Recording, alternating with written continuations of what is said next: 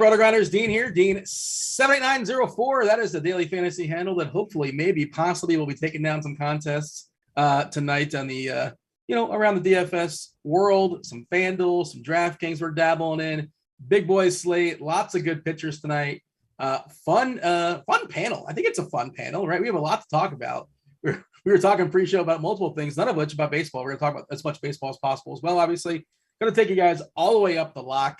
We're going to step aside around 6:30 or so. So we have the next hour and a half or so. But then y'all get DerekCarty, CEO of the BAT, Chief Meteorologist Kevin Roth, and multi-appearing live finalist, SquirrelPatrol, like probably 19, 20, 21 times. I feel like it's somewhere around there. It's a lot, close to blackjack. They're going to be taking you guys home at crunch time. What is the elephant in the room, Curtis? Because there's a couple potential elephants in the room as far as things we can be talking about before we kind of dive in and talk about baseball. Is we got everybody sprinkling in on the old YouTube. What's up, YouTube? Hit that like button, subscribe, turn on those notifications, all the good stuff. Just do that when you come in. So like TJ doesn't have to beg you to do it, for like a Spidey bomb or whatever, which I encourage all those things. But it makes us look bad when like, oh, wait, now it's 6:45. Now we're going to click the bell. Okay. Hey, Curtis, what are we talking about pre-show?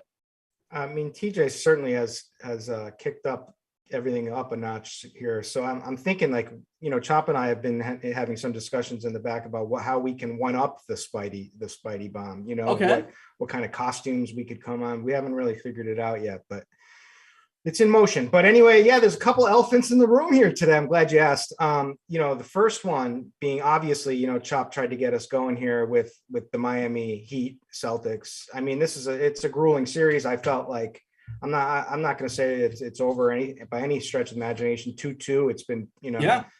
I mean, sure, we only lost 2 quarters, but that's a discussion for another day. But is that how it works? If it's tied after 6 games, whoever won the most quarters, let's just not even play a game 7. Just who won the most quarters. I mean, the thing is I've done correlation analysis on this, and the R is really high for if you do win the majority of the quarters. So that's why the Celtics are underperforming at this point. So it's a buy low on the Celtics. This is all data based that I can back up with a lot of data. But anyways, it's a grueling series. It felt like nothing could go right for the Celtics. I mean, I thought the series was over 3 different times in the last game, right? Like Smart ankle. Oh my gosh, no, don't. Then Tatum shoulder. Oh, yeah. Now it's officially over. And then Smart. Obviously, I called it right when it happened. I said that I thought Tatum's injury was more of a bruised ego. And I he went to the locker room and he came back, but it was really only a couple of minutes, probably to get his head straight on. So the thing with Tatum is I think that he's just not used to getting hit all game and not getting calls. And so I think he's taken a beating, and then there's frustration with that because they're letting him play a lot, which is also why we really need, and the main key of the whole series is we need Time Lord is the engine that makes the Celtics go.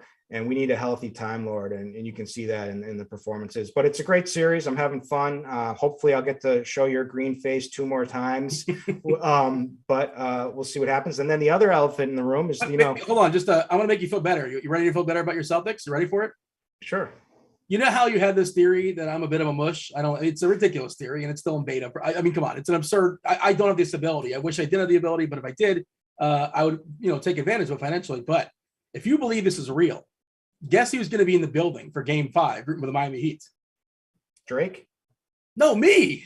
Oh, because Drake. I thought you were just saying you're not the mush, but Drake is is the biggest mush in betting right now. But so okay. Oh, sorry. is he betting a ton of money like on the wrong team every single night? Am I following? Yeah, whenever he bets a massive bet, it's a loser.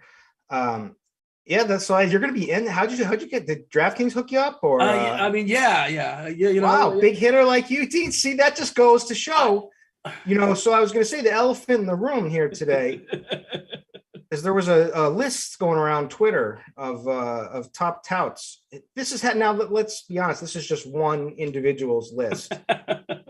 But it was nice to see Dean in there, and then I somehow made it. And then, I was looking around. I was like, where the hell's Chop?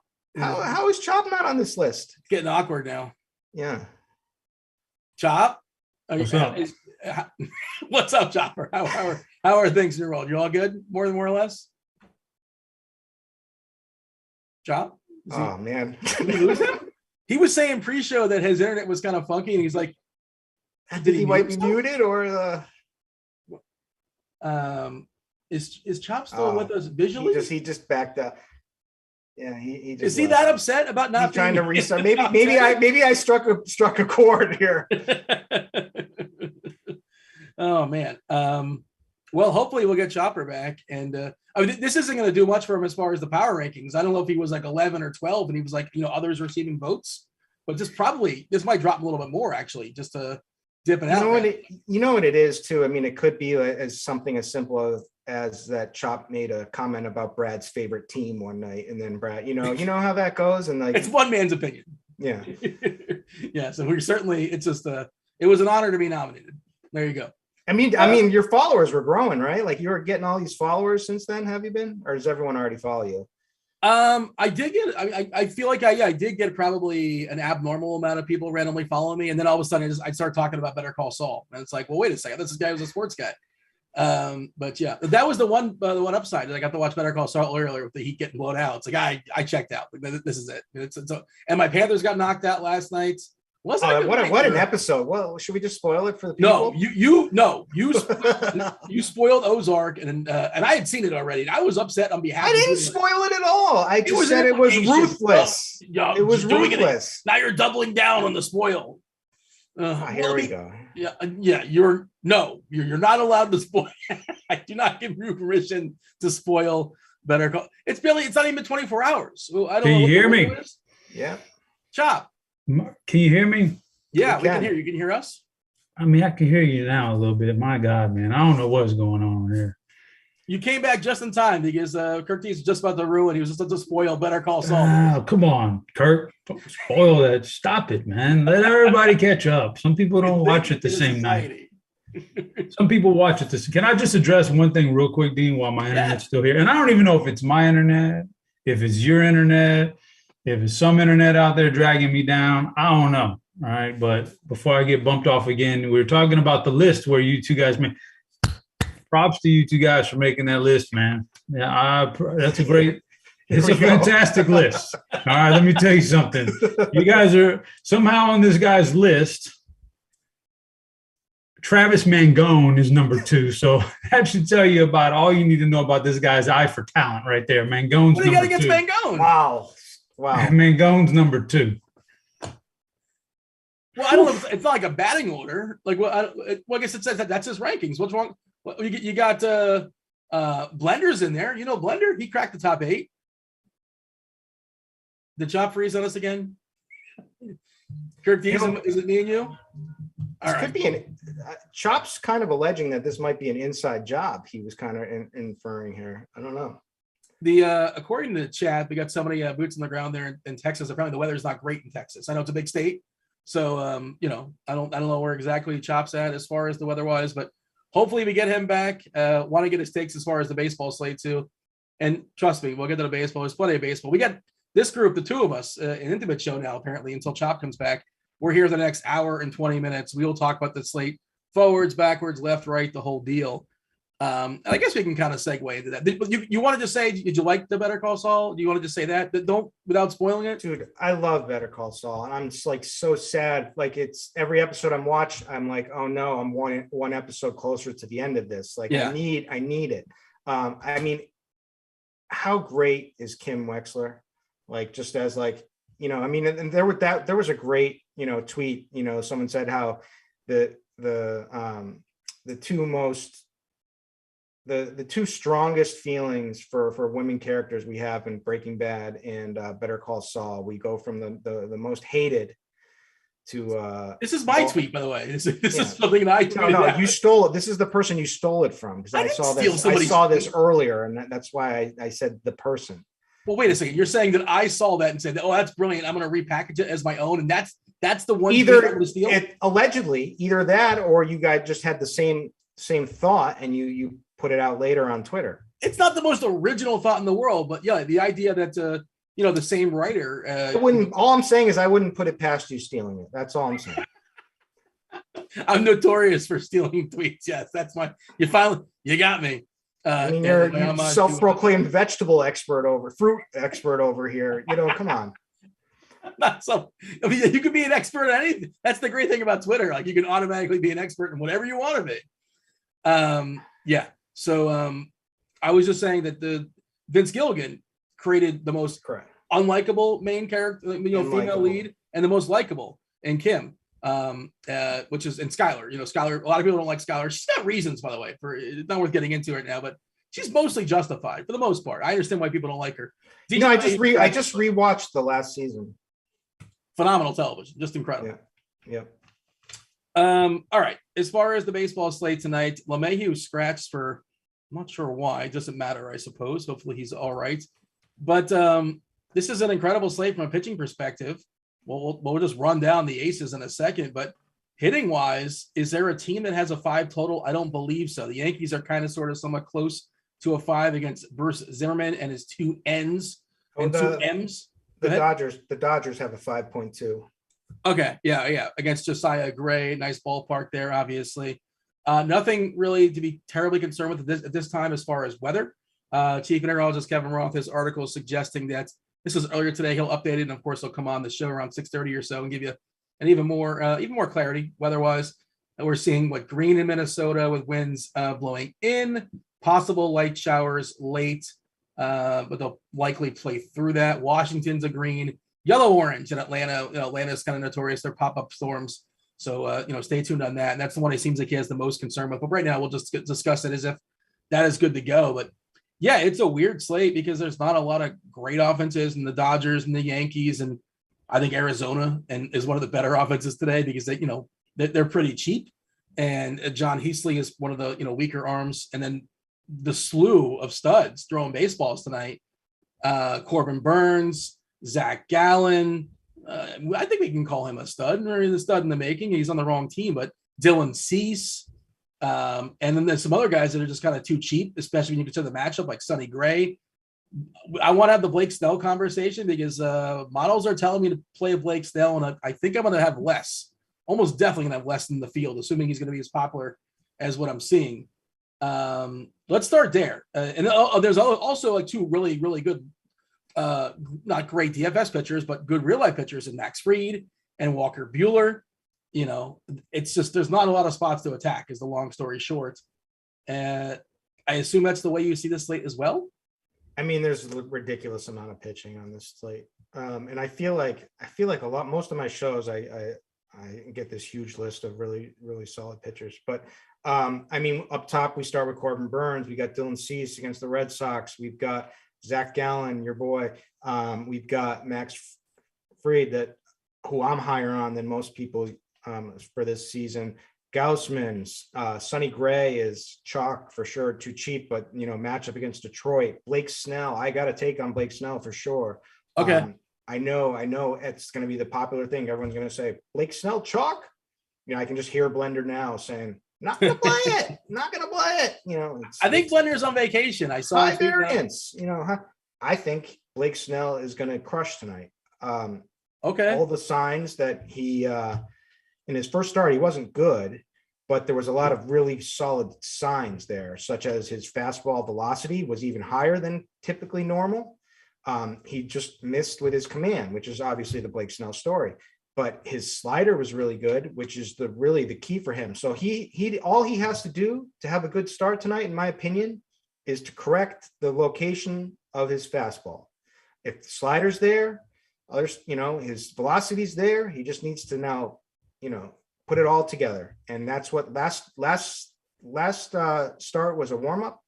And tonight it all smooths out. Now, obviously, this is baseball. Anything can happen. He could blow up. He could, he has a track record of high walks and all of this. So yes, I understand the risk. However, I dug in today and I liked everything I saw. So I'm playing him personally. So that I get the game theory aspect that, like it's the same thing as the Robbie Ray effect, and I faded Robbie Ray the other night when when he was chalk against the Red Sox. I thought it was the most obvious fade ever, but tonight I'm on Ray. He had like 7 or 8 Ks in that game for what it's worth, but he did go. He had the full Robbie Ray experience where he walked some guys, he gave some homers, and he struck out some dudes. I mean, it's crazy. It's like Garrett Cole last night too. It's like he gives up some runs. You're like, okay, this is going to work, the fade, and then all of a sudden they end up with 10 Ks or whatever, Yeah, he struck out a bunch of guys. He gave up some homers, and like that's kind of what Cole does, right? But the tricky part is last night when you said, okay, I'm not going to play Cole. Who am I going to play? You were kind of sort of stumped, not stumped, but you know what I mean. Your options weren't great tonight. If you say, hey, I'm not going to play Blake Snell, or hey, I'm not going to play Corbin Burns, or hey, I'm not going to play Zach Gallen, or hey, I'm not going to play Sonny Gray. There's still more guys you can play. There's a lot. You got to pay for them. Most of them. I mean, I have some other. I have interest in Kirby tonight at 6K. I mean, so yeah. The other thing is that I've made some really good lineups with some really good hitters on FanDuel with Sonny Gray, with Corbin Burns, with Dylan Cease. That I don't know if I need to, especially on a one pitcher site. And Blake Snell's going to go 6. He's going to get a quality start. Like, when does that happen? Because the other thing is, like, he threw like 85 pitches or so last time out, which is kind of surprising. 84. You want to get all technical on me, but he only went 3 2/3 because Blake Snell does this thing where he labors and he has those 9, 10, 11 pitch at bats that end in a walk. And it's like, well, there's 10% of his pitch allotment, 15% of his pitch allotment on one hitter that he didn't even get out. And that's the thing. Like, you're betting on him not laboring. Now, the positives, like you said, like the Ks are, when he's on, he will have those games where he strikes out 12 in 5 2/3. Like, that will happen too. He's got to rein in those walks. Is he facing a walk-heavy lineup as far as Milwaukee, even on the official lineup? But presume that Renfroe's not going to be in there. He left last night, kind of a bummer after 1 at bat. Got pinch hit for Lorenzo Cain. Like there are some Ks there, and they're pretty patient up top with McCutchen and Yelich and Brissot in a small sample, pretty patient, even Urias. So I don't know. And I guess my question is like, even especially on FanDuel with a price, it's just, I made good lineups and I don't necessarily need it. Now I did make one Snell lineup and I'm like, wow, I get everything in the world with Blake Snell. So that's the other positive, right? I don't know, but if he's going to be super popular, what do we have right now on Snell as far as his ownership? You tell me. All right. Well, I'm hitting the refresh. I'm checking out FanDuel first. Obviously, FanDuel's going to be lower, but he is 6K, which is, yes, that is too cheap for Snell. But Gray is 8.2K. We'll talk about him against Detroit. Awesome strikeout matchup. I feel much better about that. That's basically got like a bat and a half. I love the matchup. There's a lot of signs that are pointing against Sonny Gray, though, to be honest with you. All right, what are they? Well, he can't get a swinging strike for the life of him. None of his arsenal has really been working yet. And he's just been had a couple of really solid matchups. And he struck out 5 batters and had a great start against Oakland. But if you dig in, nothing was there for him that's usually there. So he's relying on command. And which parts of the zone, but he's getting no swing and miss stuff whatsoever. So I mean, obviously I love the matchup and I like the price, certainly on DraftKings, but like on FanDuel, I would much rather have Blake Snell. Like straight up, or you're saying give me the 2K savings? Let me have some fun. I think Snell is. I think it's just completely opposite. I think Snell's on the upswing. Sonny Gray's about to crash and burn, unless he fixes all this stuff. So we'll see. But I get it. It's Detroit. Detroit is horrendous. I would consider rostering Chop at 4K against Detroit for sure. Is Chop a better K stuff than Zach? Is Chop coming in? I don't know. Yeah, I guess producer Steve will give me a heads up, Steve. Let me know. Just all right. We're doing a little bit of a restart, so Chop will be coming back shortly, hopefully. Otherwise, it'll just be the two of us. It'll be an intimate show, myself and Kirk Dees, until we get relieved by the Crunch Time crew. Firing up the old plate IQ, you're talking about the matchup there for Gray against this Detroit lineup, and it's all it's all red, man. It's all red. The guy that K's the least is the mouthwash, Jonathan Scope, at 19.7%. You got a 26.4% strikeouts historically dating back to last season versus righties. Just a pile of strikeouts on layaway here. And Gray's not the greatest strikeout pitcher, but dating back to last season, 27%. The walks are a little high, 8.9, even higher this year. But it's not a terribly patient lineup outside of like Grossman and, Torkelson in a small sample, Candelario to some degree. But I'm firing up the ownership. Let's see where we have our projections. So on Fanduel, those happen to be the two highest guys, which is interesting. Gray is 8.2 as far as his price. Snell is 6K, and we have Gray at 15%, Snell at 14%, Burns 14. We'll talk about it in a second. Let's see if it's a little bit different on DK. And of course, this stuff is fluid. It changes on the fly. We have 2 hours to get this right, basically, as information comes piling in. By the way, Carty is going to be on later, and I'm pretty sure, and I know you look at the bat as well, amongst other things. I'm pretty sure he had Gray #1 raw points, which is that's kind of ambitious. I'm not saying that's wrong necessarily, but that's more about the Detroit matchup, right? Yeah, and it's historic. I mean, he's had some really strong seasons in his past. The thing that I noticed, though, is there's now 2 games. So he had a 4.8% swinging strike rate in his last game against Oakland. He did get a lot of, a decent amount of called strike whiffs, which is just, placement, right? And, freezing people and whatnot. And that's not going to be sustainable for him going forward for this season. And he also had a really similar outing with a 6.5% against Boston. So his velocity, it's not like this guy has really strong velocity or anything right now. And none of his breaking stuff was getting any swings and misses. So I don't see, unless he fixes this and he comes back to the same track record, then he gets it all working again, then I'll probably be back on board. But I look at him and I see chalk, and I think that this is a fade spot. Although I'll probably play him, to be honest with you, because it's just so cheap, and it may, and just hope for the best. But what is he on? I know you play a lot on Yahoo. What's he on Yahoo? Yeah, he's reasonable. He's not as cheap. He's reasonable there. Let me pull it up. He is 43. The problem is that Burns is 58. So that's a significant difference. Cease is 48. Gallon's 48.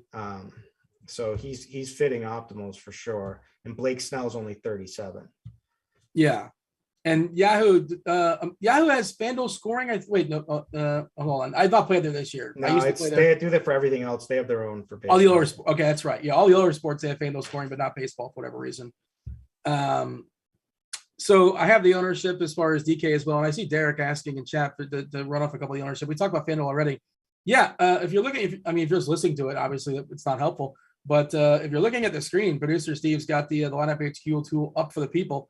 So, you can just take a look, kind of zoom in. I don't know how, make your screen a little bit bigger. You can figure out what we have going on as far as the ownership stuff. But to no surprise, Sonny Gray on DK is 6'8", which it's ridiculous. Yeah. You need that money on DK if you want to play these expensive stacks. So yeah, we have 40% on Sonny Gray. And of course you can get away from that in tournaments. And again, yeah, I'm pulling up to see what Carty has, because I'm pretty sure he had Gray as the highest raw points guy pitching as well. And again, that's mostly due to, I think, the matchup against Detroit, which just offers so many strikeouts. I'm surprised he hasn't hired ahead of Burns. But yeah, we got Gray at 39%, Burns at 10.1K, which seems too cheap, at 30% ownership, and Snell at 7.3, which, man, I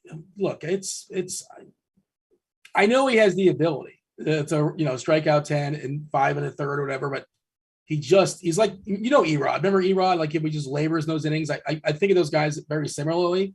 Is that wrong? it can unravel quickly he definitely can get, really struggle with his command, and you can kind of tell. Usually you see, like, when he's sharp, he's like sharp usually right from the start, and you can see it early, Yeah, you see it, and you're like, yes. I'm like, and then unless like someone hits a homer off him or something, because that does happen with him as well. But he also gives up stolen bases, by the way. If the guys walk, then all of a sudden guys can start stealing. He's not as bad as Syndergaard, but like he's one of the worst. Yeah, that reminds me of I played him in the last game. I was on board because of the swing and strike stuff, and man, that just was all. Just a quick reminder how Noah Syndergaard is always one base runner away from just completely unraveling, and that just happened to happen in the first at bat with Eli White, who then stole on him, and you could just see he just melts. And that's so we get to run it back tonight. Yeah, and I think we talked about White grabbing a stolen base. I know we talked about it. Anytime you have some wheels against Syndergaard, you get on base, you basically steal on the first or second pitch, and there's just nothing the catcher can do. He's it's all about math and timing. And the first base coach, and everybody knows that has moved the first or has moved to the plate. He's just too slow. So it's just inevitable that somebody's going to run. And I imagine White's going to crack that leadoff spot. No, he's not. Is White not? Why would you not play Eli White against Syndergaard? I don't know. Maybe he's hurt or something. I have no idea. But we got Mitch Garver going. Oh, he's like the guy that makes everything work for me and some stuff. Oh, geez. I know. And he was $7 on Yahoo too. Oh, what are we doing? Geez. Chopper. What's up, Chopper? We made it. I'm here. I think I just needed to reset my router, but we'll see if that works. I could have given you that advice. I'm not like a part of the Geek Squad or anything. Well, I mean, who really thinks on a day-to-day basis thinks about resetting the router? You only think about resetting it when something bad happens. So we'll see. Supposedly, you're supposed to set it like reset like once a week. Allegedly, I've heard. And like, who does that? You're right. Who does that? That's what I'm saying. But so far, so good. Feels better now. What did I miss? Y'all talk about me while I was gone. I got a feeling y'all had some bad things to say. I don't think so. I think we're rather polite to okay. That's good. That's good. Did we say anything out of school? I don't think so, Kirkies. No, not at all. I mean, we have the utmost respect for Chop here. That's crazy that he comes on and thinks that immediately. Yeah, I mean, you did try to throw me under the bus with that list thing. No, I personally think that you should be the top of it. I respect all touts, whether you're in the top 10 or not the top 10, Oh, man. DC and Mangone, 1-2 punch at the top. Yeah, well, who would be on your list? The best touts? I don't. Number 1, Kirk Deese. That's pretty easy. That's pretty easy right there. Look, you have your secret Discord. I know you probably broke this down in your secret Discord. And you're like, well, how is this guy? And like, this guy's not there. No, I've been out of there because I hate one of the other guys in there. So don't get him started. Don't get him started now. I mean, I was about to just unload on some stuff and create some fireworks on Twitter, but I held it off for the time being. Oh, well, I mean, Dean don't need to hear all that. You don't need to show Dean your weaknesses, man. I'm just being real. I appreciate that. Maybe we'll slide into the DMs later on tonight. We'll see. What's the best time? When is Kirky's most vulnerable, Chop, in your experience? Vulnerable for what? To release information. Celtics loss. Unwitting. Oh man, no, about the first 10 minutes of any baseball slate, when something happens, he's usually out off the hinges, and the first chalk homer that I faded. The Celtics are doing poor in the first quarter. He's off the hinges. Like, there's a lot that really stirs Kirk's oatmeal, man.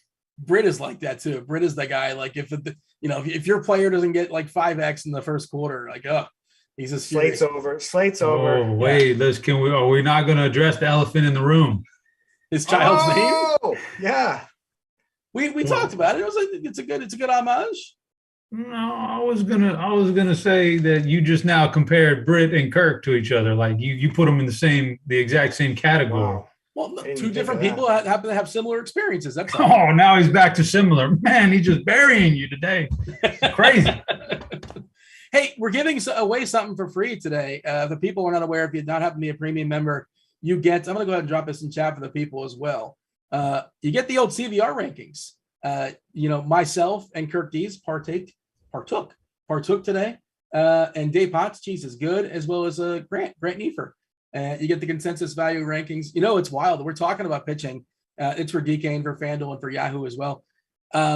Chop, you missed basically what you missed is we were talking about Sonny Gray and Blake Snell being super, super cheap and what to do with them. And Fanduel wise, myself, Cheese, Grant, Kirk Dees, we have Snell as the number one consensus pitcher. This is dollar for dollar, obviously. I'm the only one that didn't put him number one for the record. I could not do that. I could not stoop. And also for DK, I think we have a Gray like fifth or so on Fanduel. It's pretty close for what it's worth.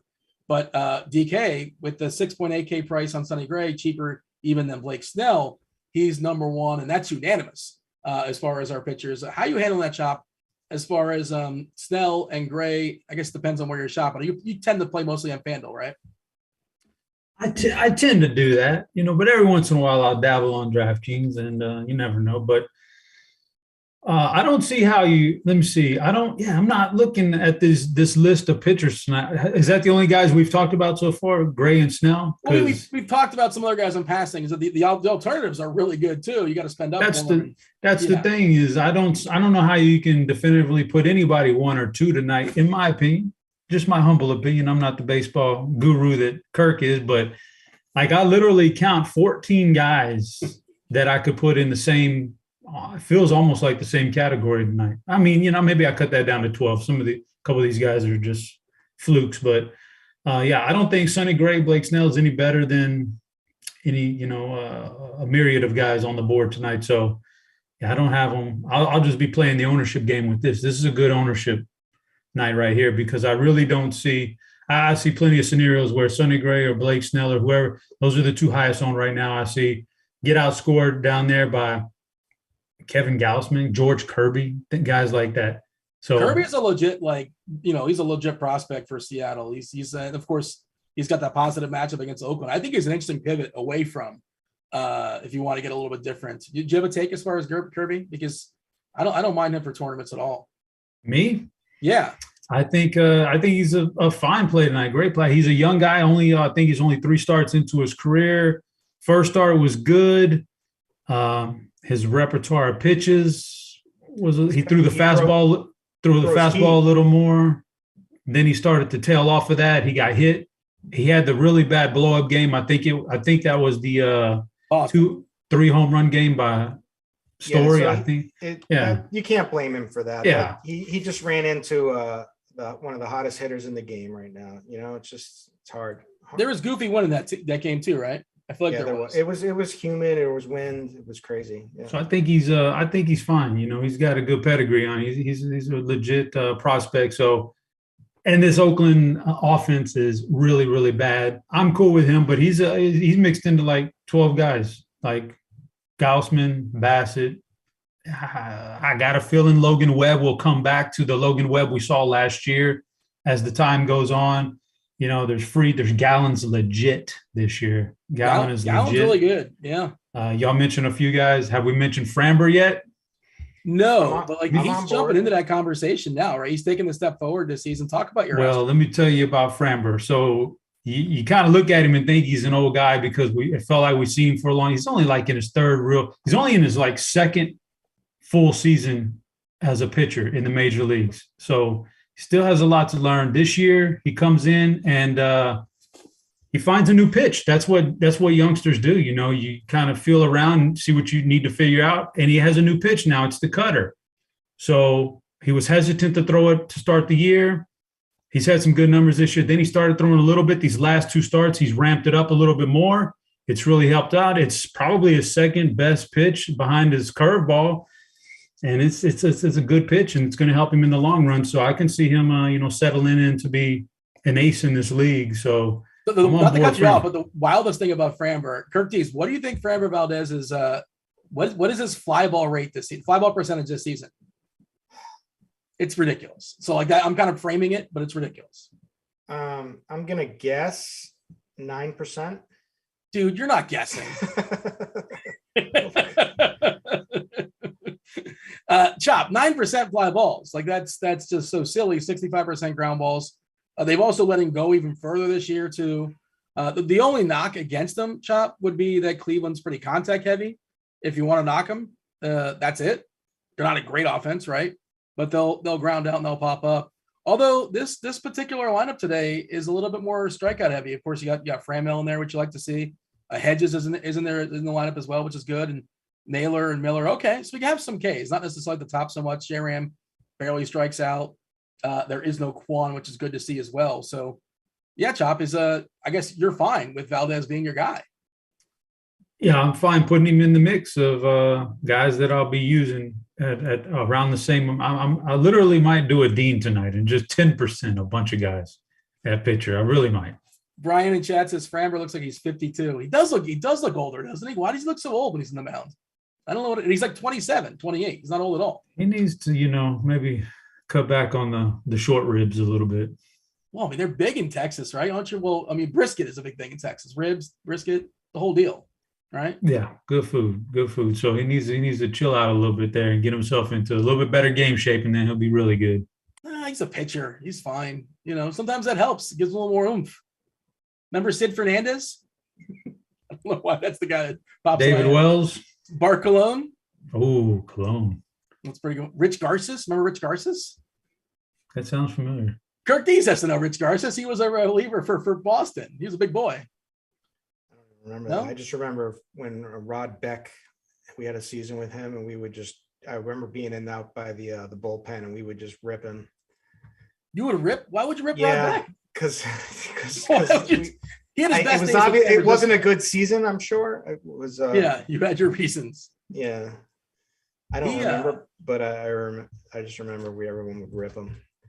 I think I remember a story. He would live in his van, like the old Max Foley or Dave Foley. Max Foley, who lived in a van. Is that the wrestler guy? No, the SNL character that Chris Farley played. Lived in a van down by the river. He lived in a van by the ballpark, I believe. Dig into that stuff. But Beck was an interesting guy, eccentric character for sure. Go ahead. You were saying something, Curtis. No, I wasn't. I'm definitely on board with Framber. And Framber's like the kind of guy like that. I know it's tough. Like you think that he wouldn't work on a slate with so many arms, but to me, I can still kind of poke holes in a lot of these guys. Like Corbin Burns, he's going to have the strikeout stuff, but Atlanta's a tough offense, right? Like that could go bad. He gave up that's San Diego. Burns. Oh, sorry. He went against. No worries. He gave up 4 runs to Atlanta is what happened.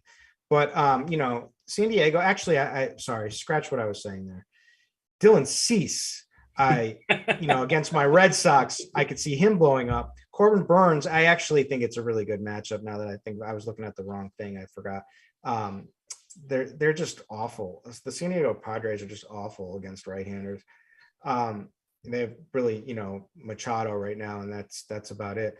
So I do like that. But Kevin Gausman in a tough matchup, Max Fried, I like, but obviously that's a tough matchup, could be a tough matchup or a good matchup. And plus he doesn't have massive upside. Typically Zach Gallen, not everything is where it should be at this point with some of his pitch mix but I still think he's good.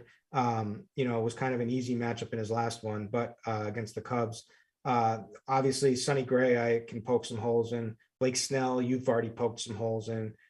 Kirby is a young guy. So a lot of these pitchers that are getting a lot of ownership have warts, and a guy like Framber doesn't really have any warts except for the strikeout stuff, but he does have that new cutter that Chop was saying, and the results were crazy. I mean, he had his career. Was that his most strikeouts, 7 in his last game? I don't think that for his career, but let me see. He's done it twice this year for what it's worth. And they typically don't, they didn't let him go, but they're finally letting him go now as far as pitches. 96 last time, 105 before that, 96, 101. So now pitch counts, it's just not a concern anymore, right, Chop? No, it's we got past the spring training part of everybody's season, and some of the guys are starting to get into more form. So you're going to see these guys do it, and he tosses it pretty easy. There's not much stress in his delivery, so he repeats his mechanics pretty well. So he's going to get 100+ pitches if he's rolling along like that. So he should be all right. This is a pretty safe as it gets matchup. Obviously the strikeout upside's in there, but hopefully the new pitch helps him out. as safe as it can be with Cleveland. So, I mean, he could work out at the end of the night, it could be and he's going to be low on for sure.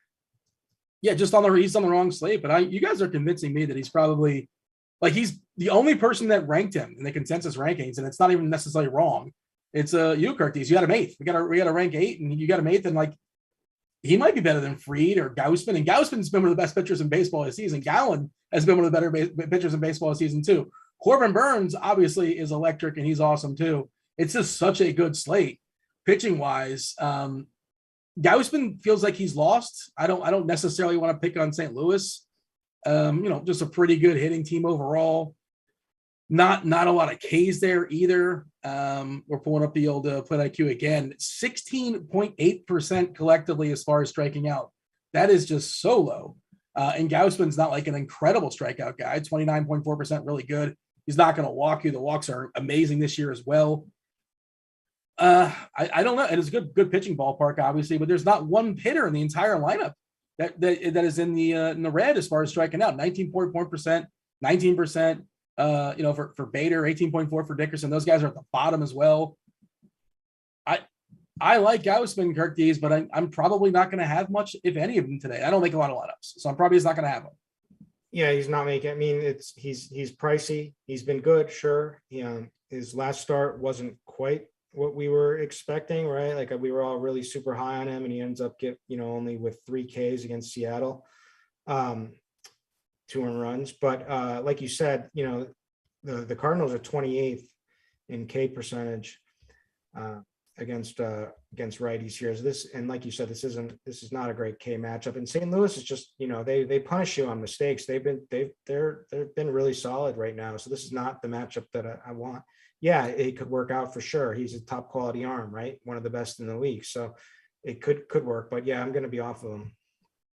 I see TJ in chat. What's up, TJ? His article today, I believe this is a free article, the Agents of Fantasy, where he talks about some of his favorite pitchers. I believe he hits favorite stacks as well too. Yeah, just kind of scrolling on through.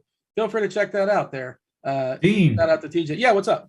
Do you watch the that superhero show on The Boys? The Boys. Did you know TJ's got a big interview lined up?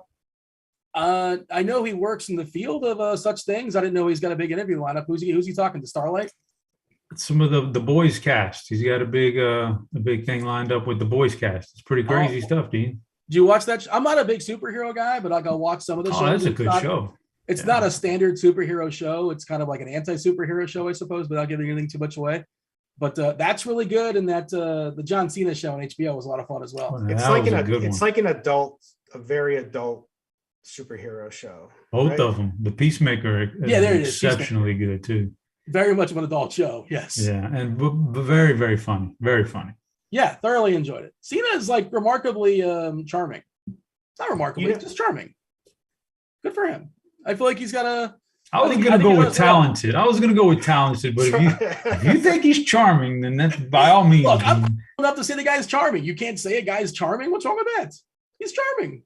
He's got charm. He's got charisma. You tell me he doesn't. I mean, let's be honest here.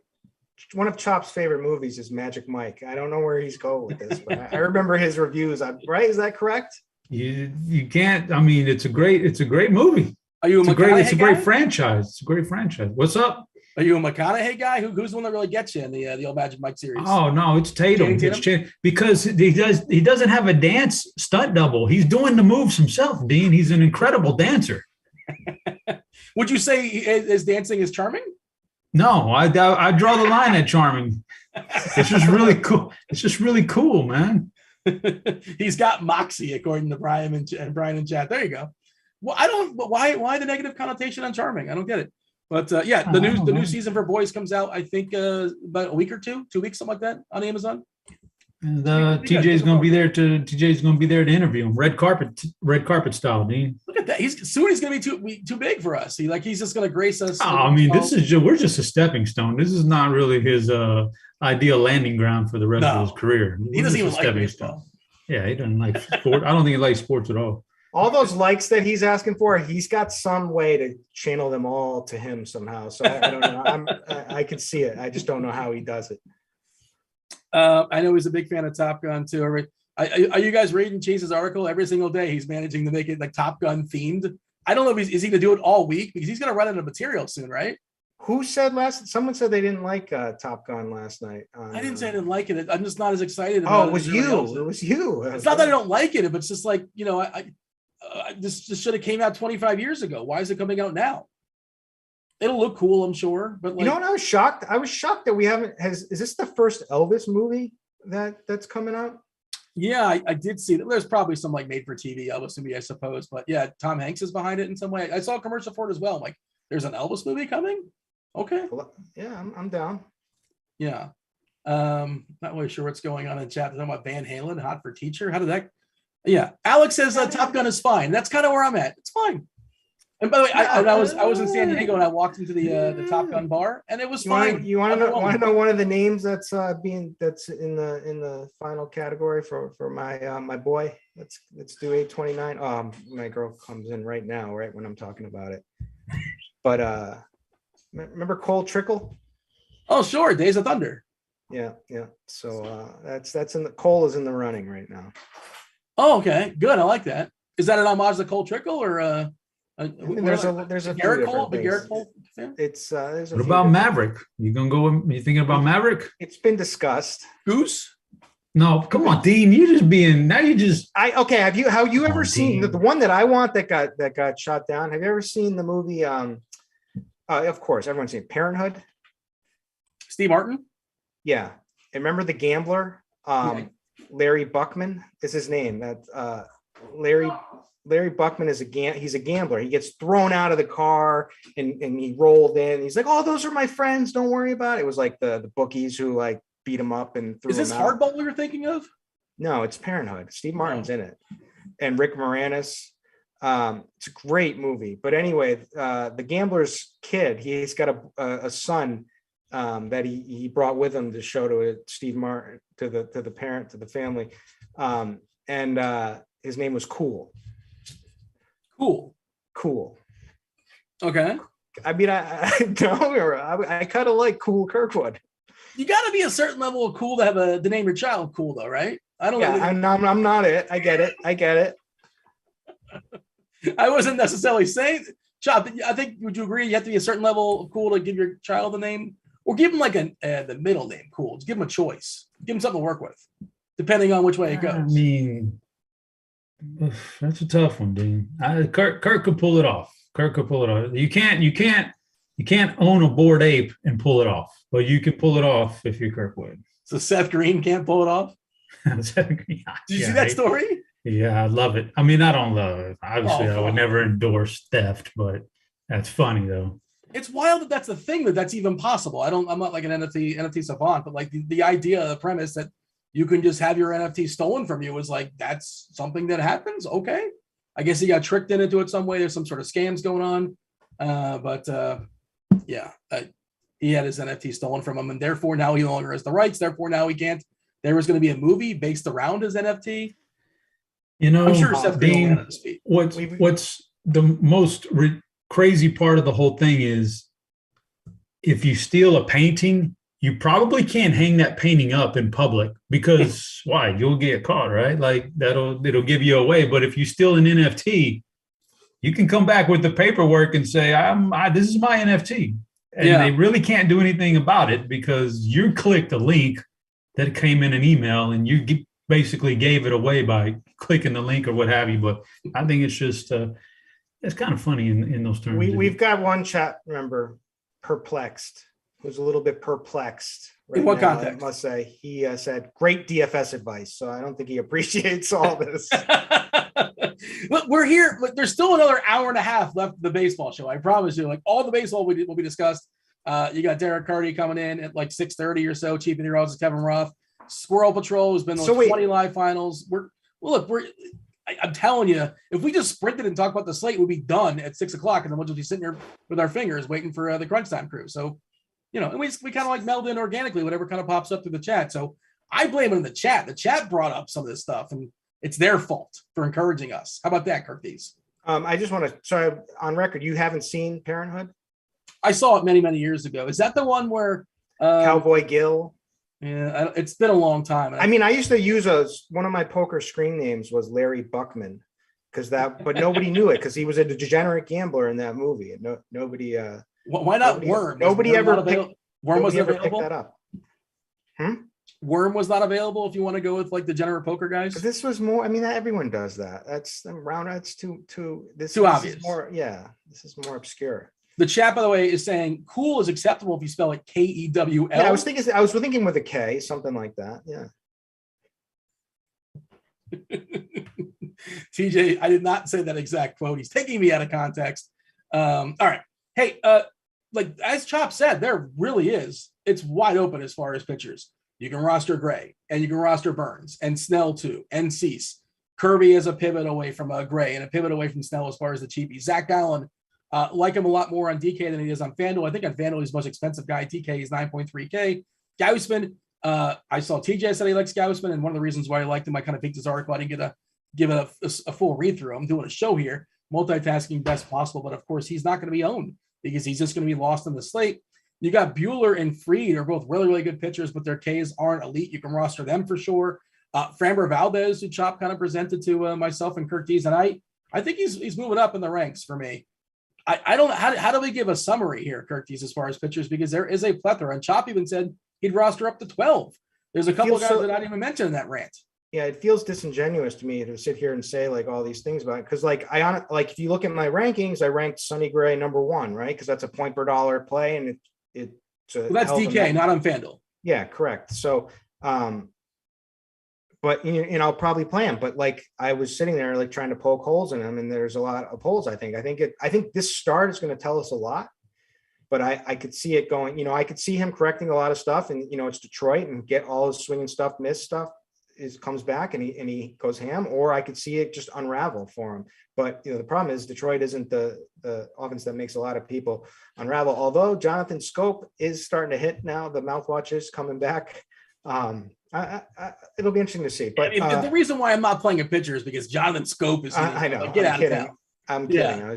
I was just. I know. I was remember I was saying that I had some data that says he was going to start hitting, and that was kind of.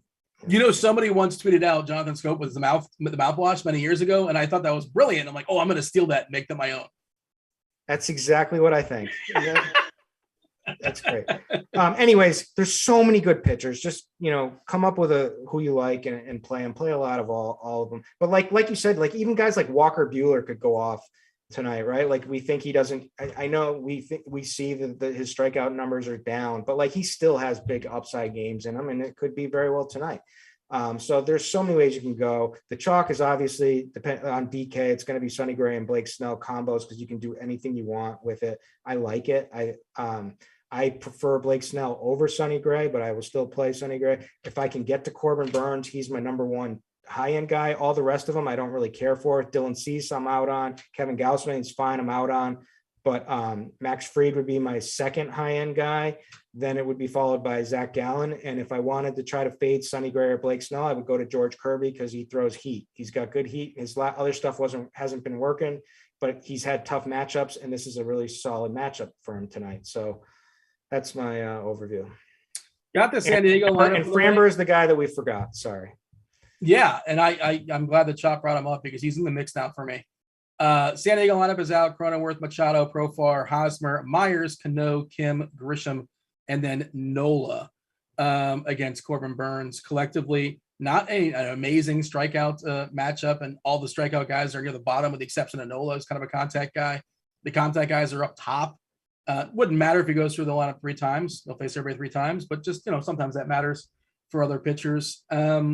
Chop, what do you want to add as far as pitchers? And again, a plethora, many options. Well, I don't have a lot to add. We covered everybody. I would say that number 1, as far as the pitchers, my overview, I said there's 12 guys I could feel comfortable with rostering. It's hard for me to pick out and choose between the 12, and then there was the flip side where the other 12 that I don't like on my DFS roster, those are the ones I'll be stacking against or playing hitters against, whereas the other 12 that I am using, I won't play a single hitter against them. I think I'm going to set it up to not play a single hitter against any of those guys. So it's it's going to be a weird night like that. I don't usually go like that and roll like that, but I'm going to do that. And then my second question would be, do we know it?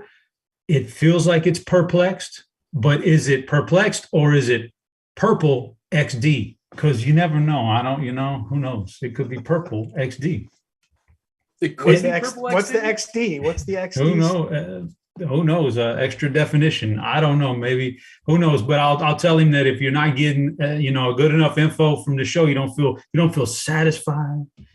Then you just got to jump over. You just got to jump over to the rankings, man, because you got all the big dogs ranking today, and they'll give you that'll tell you everything you need to know right there. And that's free. I'm not sure if you were around when we mentioned that. That's actually free for the people today. The CVRs. I'll go ahead and drop that in chat one more time. And Chop, you were saying the other 12 guys you want to pick on, and I don't even agree with that because we didn't mention the Hound, Chris Bassett, who's pretty good. Logan Webb, part of my 12. And Logan Webb, yeah. I think Dane Dunning is really good, and that's why I'm lower on the Angels than it seems like everybody else is today. And that can make for an interesting conversation because obviously you want to roster some Ohtani and Trout always, but I respect Dunning enough that they're kind of falling down my rankings according to everybody else. And somebody else mentioned Curtis in chat. Why are we ignoring Pavetta, who's been really, really good? So the Pavetta, Robert not in the Chicago lineup as well, by the way, which we can sit.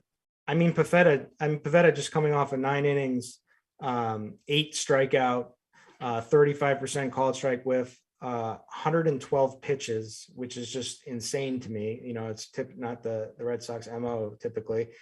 And yeah, he put it all together. This is a guy who's always had talent. We've always been searching for something, and he's just never really, he's only been able to do it in small amounts, right? Like a start here, a start there. Maybe he's found something, so I can get on board if he's going to be extremely low owned tonight, but I definitely also think that it's probably fraudulent, and I would definitely want to play some White Sox bats against him as well. But it is, with Luis Robert out now, it is a watered down lineup. And it's not great weather conditions, as far as I can tell. 57 degrees, kind of a crosswind as well. Good for him. Yeah. Hey, let's knock out our favorite stacks before we go around the horn. We're to give our favorite players position by position. Chop, some of the favorite stacks according to, and I can give this out, sure, why not? Because this is free. If you scroll down to the CVRs at the bottom, we power rank our stacks for the day. No surprise, Dodgers 1, Minnesota 2. This is consensus. Myself, Dave Potts, Jesus Good, Grant Neifert, Kirk Dees. Dodgers, Minnesota, New York, Arizona, Houston, and then those Angels again, which, Kirk Dees, you got to defend yourself. You have the Angels 5th. You don't like Dane Dunning? I do like, I just don't think he's that great. I think he's fine. Okay. And I also don't think that their bullpen is that great either. And, anytime you can play a lineup with Ohtani and Mike Trout and Jared Walsh, for kind of cheap, that kind of puts it all together. What I'd like Ward back, but that top of the order, it has so much upside that I felt like I had to rank them 5th. They were the 5 out of 5 though. Yeah, Ward not in that lineup today. Ohtani leading off, then Trout, then Walsh, Matt Duffy. Duffy's. Man. You can do a lot if you with a 2K cleanup at second base, Matt Duffy. Chop, what's your thoughts as far as stacks today? Who's sticking out for you?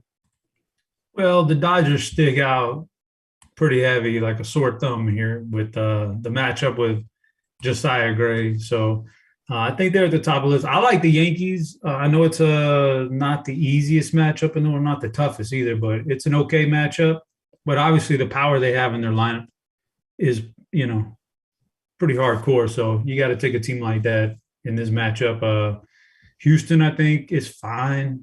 Let me see the lineup. I didn't actually see the lineup when I had my internet problems. Sometimes they're doing a lot of resting guys throughout the week this year. So I don't know. Yeah, that's a pretty decent lineup.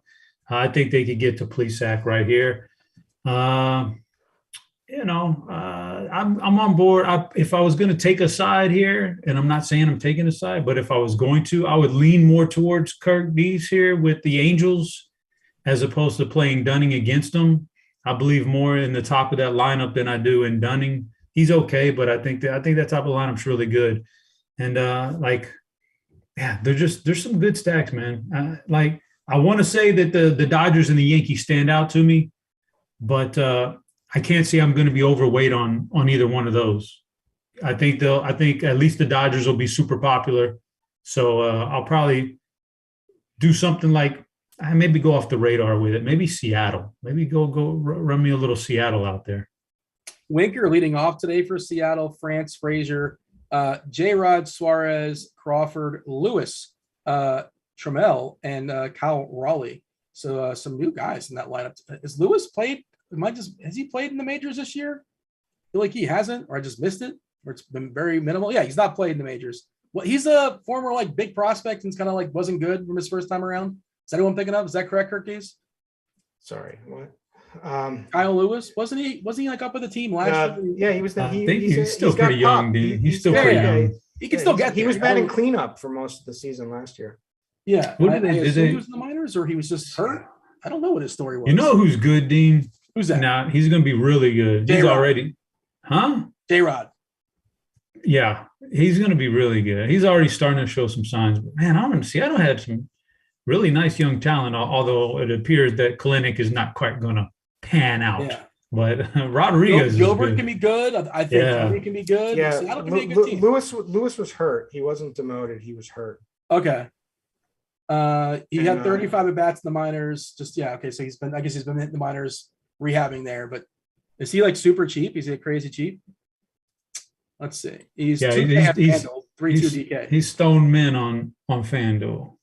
Okay, interesting. My cheap team is especially on FanDuel specific. This is why I'm probably spending up on pitchers. Is that Varsho, Smith, Marte, Walker is so cheap against quite possibly the worst pitcher on the slate. Small sample we have as far as John Heasley, but he's not been good. He's been bad. So I like Arizona specific to FanDuel, and that's kind of how I'm like paying for guys like Burns if I want to do so.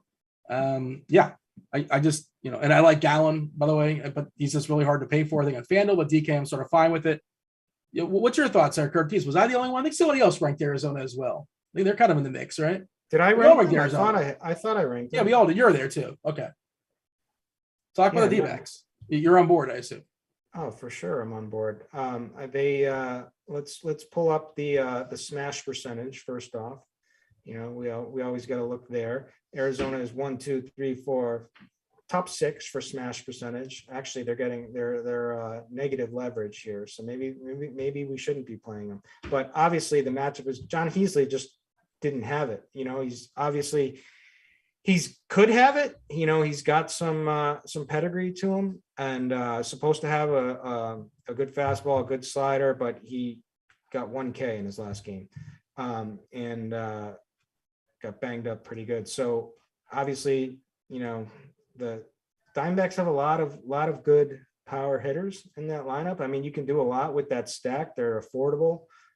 There's a lot of upside there. So like Pavin Smith is so cheap. Varsho is better than Mike Trout. The bat always tells me. So I mean, you can't argue with the bat. Ketel Marte is cheap, 3K. Christian Walker, great stack cat stuff for him on this season. A huge increase in barrels for both him and Pavin Smith.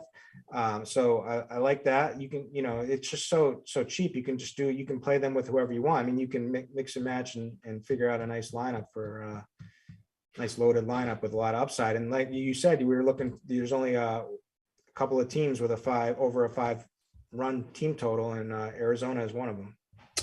Christian Walker, 94th percentile in barrels this year, 95th percentile in ex-WOBA, 93rd in hard hit, 72nd in average exit velocity. But yeah, ex-slug is 97.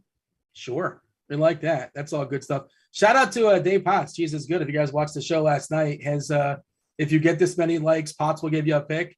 He gave Walker as his homer, and he banged one out in I think the first inning. There was like four runs hitting in that first inning of that Kansas City Arizona game last night. Lots of fireworks.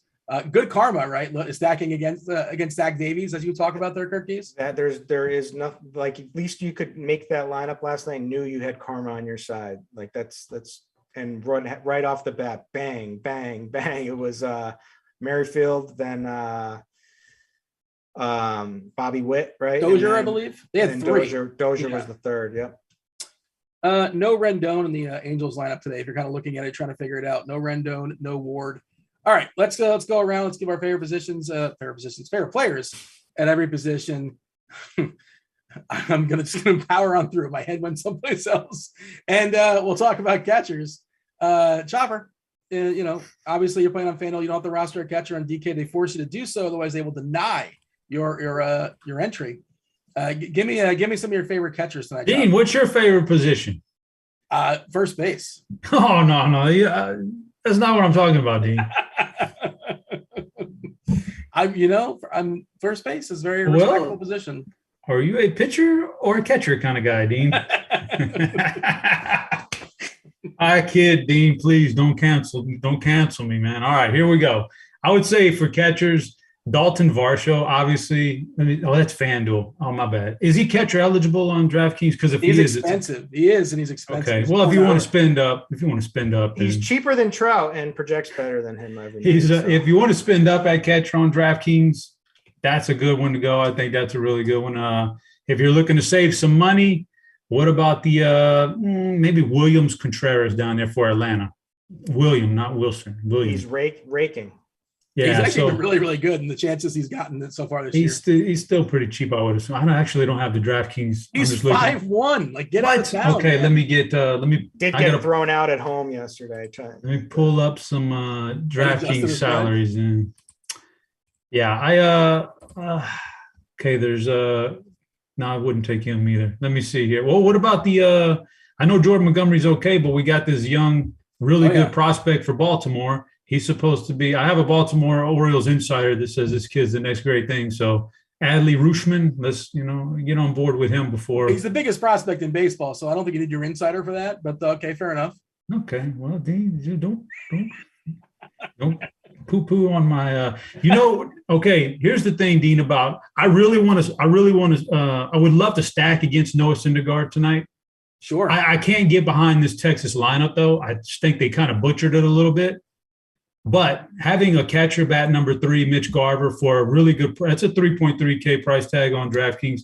I think that's probably – if I was playing over there, that's probably where I go, something like that. I feel good about the stack against Syndergaard, even though I don't like the lineup. But, a catcher, middle of the order, prime position.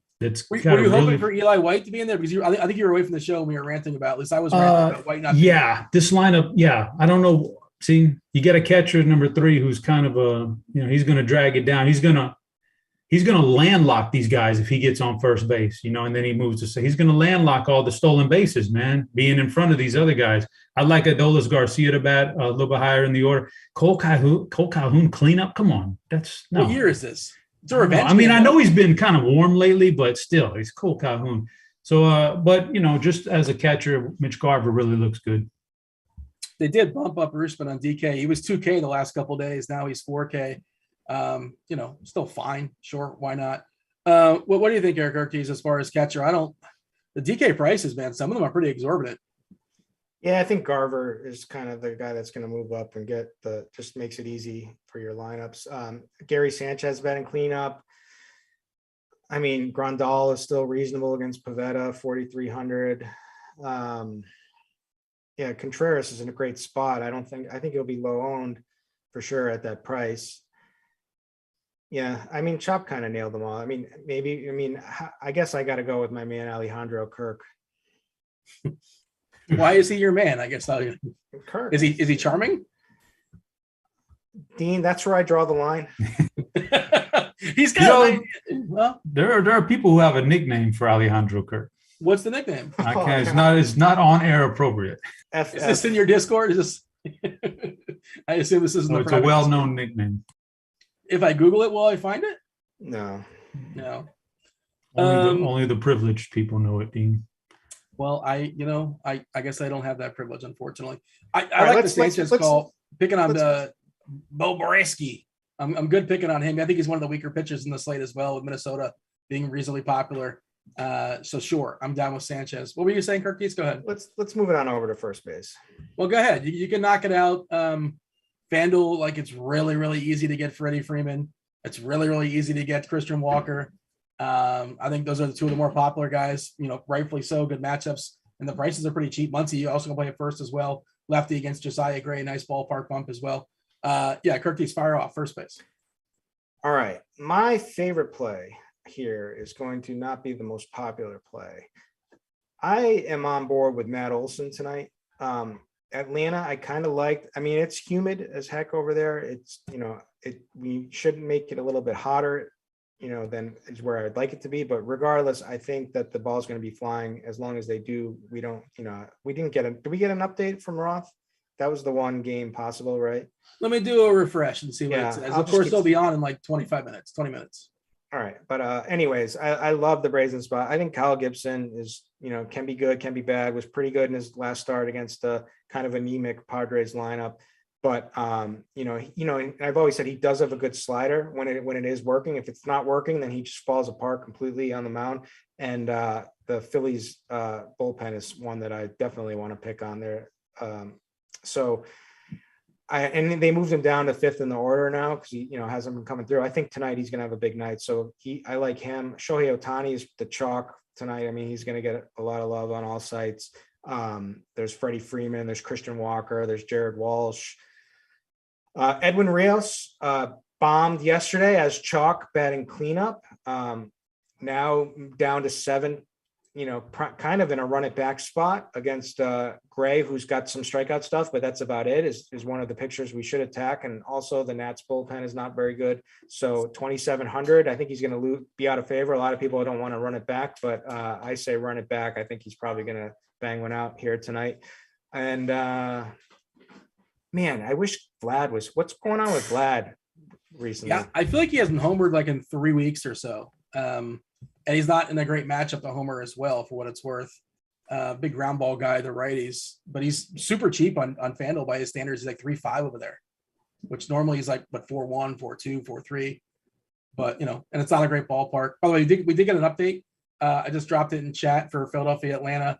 I'm not going to read the entire thing, but it is yellow. Looks like we'll start dry with some storms possible, but not guaranteed, between 9 and 10 Eastern. Feel free to read that at your own leisure.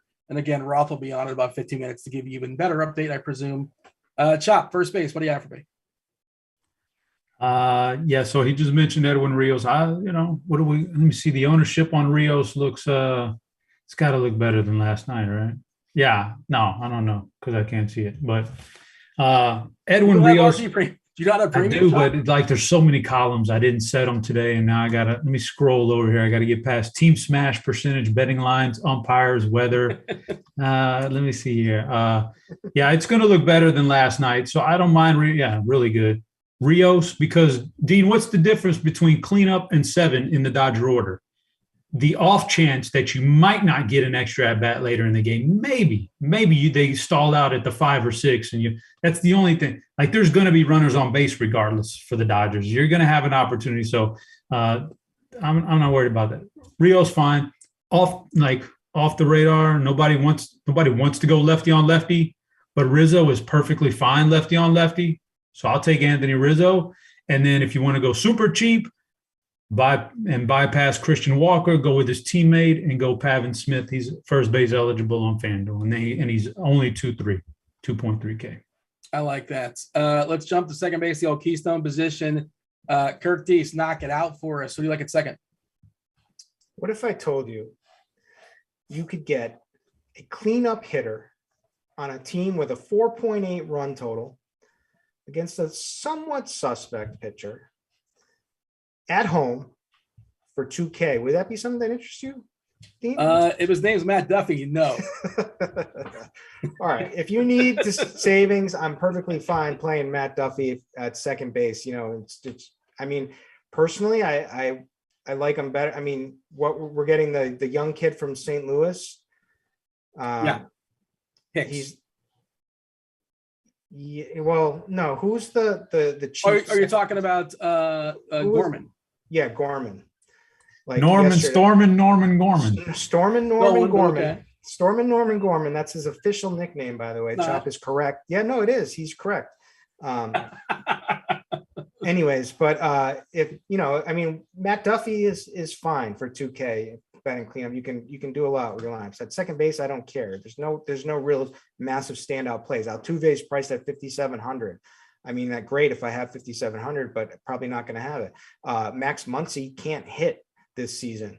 and is just brutal at bats with that guy. He put a couple of nice swings, but they were just like easy, lazy flyouts yesterday. Ketel Marte is probably the best all around, for 4,500. Good spot here against Heasley and another suspect bullpen in the Royals. So 40, if you don't see their good guys, then you can go to town on them. 2K, another 2K guy. If Jed Lowry makes the lineup, do we have a lineup yet? I haven't. For Oakland, I believe it just came out. Okay. Yeah, we got Lowry Lowry's batting second. Yeah, 2K, sure, why not, right? So pick whichever 2K guy you want. Other than that, I don't really like anybody. I mean, maybe Gleyber Torres at 4,800 for the home run upside against Zimmerman. Just as a by the way, Duffy is batting fourth. He's facing a Texas team that has a pile of lefty arms in that bullpen. I think 3, and Rendon is his natural position as well. So if the situation calls for it, when Syndergaard's out of this game, Duffy will turn into Anthony Rendon. Why? So they both hit right-handed. Wait. Wait. Matt Duffy's a righty. Somebody's going to have to eat some crow here. Are you sure he's a righty? Why do they have him? How do you know? I mean, you don't know. How many years you've been playing DFS? You don't know Matt Duffy over on the Tampa and of all people off the dome. Like Matt Duffy's not the first guy that pops in my head, but my bad. But still, like there's a chance he gets the hook nonetheless. But that's against my point because I was thinking left on left. But you're right. He is a righty. Good call. He still is somebody that I really don't want to play tonight. But yes, I'm taking the L right now. This would be the perfect Dean Mush spot if he just bangs one out in his first at bat tonight. How sweet would that be? The chat's getting on me too. Rightfully so. I goofed. I got that one wrong. But hey, we got to get a move on. Let's chop it. You have anything to add a second? By all means, always just jump in. Oh man. Marte, he mentioned Gleyber Torres is okay. I like Marcus Semien a lot tonight because if he gets on base in that leadoff spot, boom, he's gone. Yeah. Right? He's going to steal bases. Love that one. And the guy I really like is Ty France in my Seattle stats. How about third base, Chop? I wouldn't prepare for that one because you rushed me on the one. No, but Bregman's fine. Really like Bregman.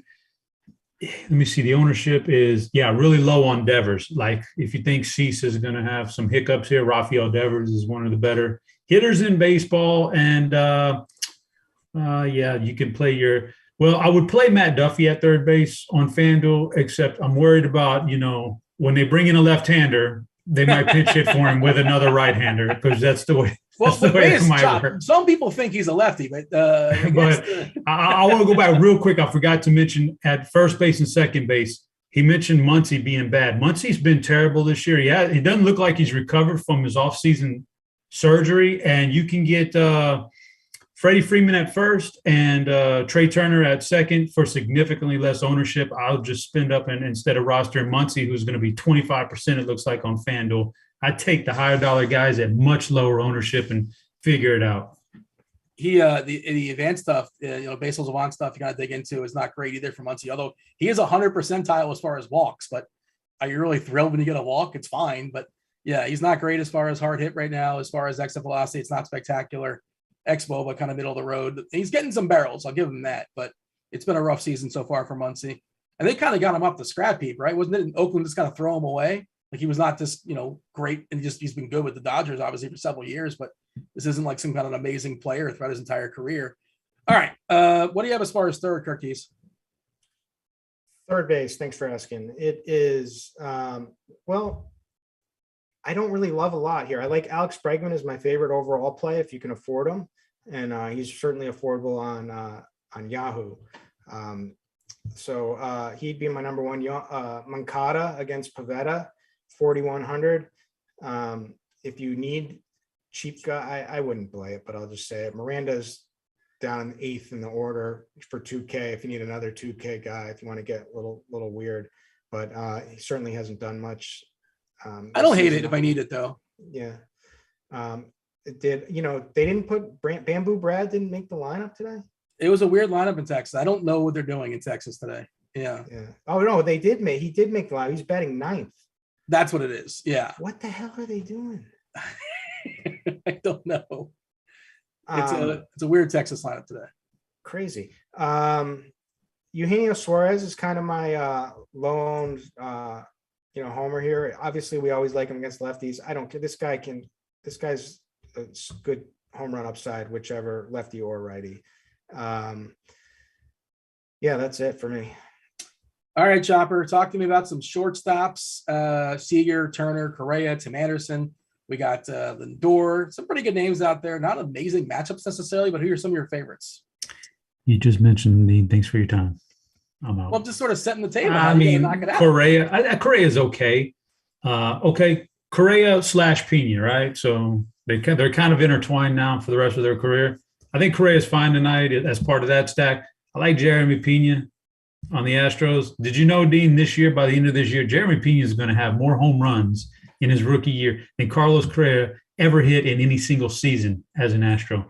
Wow. He's been good. Yeah. Is he going to win rookie of the year? I was staring at it the other day. And I don't know, was plus 330, and the only guy in front of him was Pena. I got to plus 250, and I'm like, I think J-Rod's better, but one guy's on the better team. We'll see the longevity, who gets hurt or not. But other than those two guys, you mentioned him. Tim Anderson, I think, is okay in an okay spot. Just don't call the guy Jackie, okay? Just don't call him Jackie, and you'll be all right. But I think Tim Anderson's okay.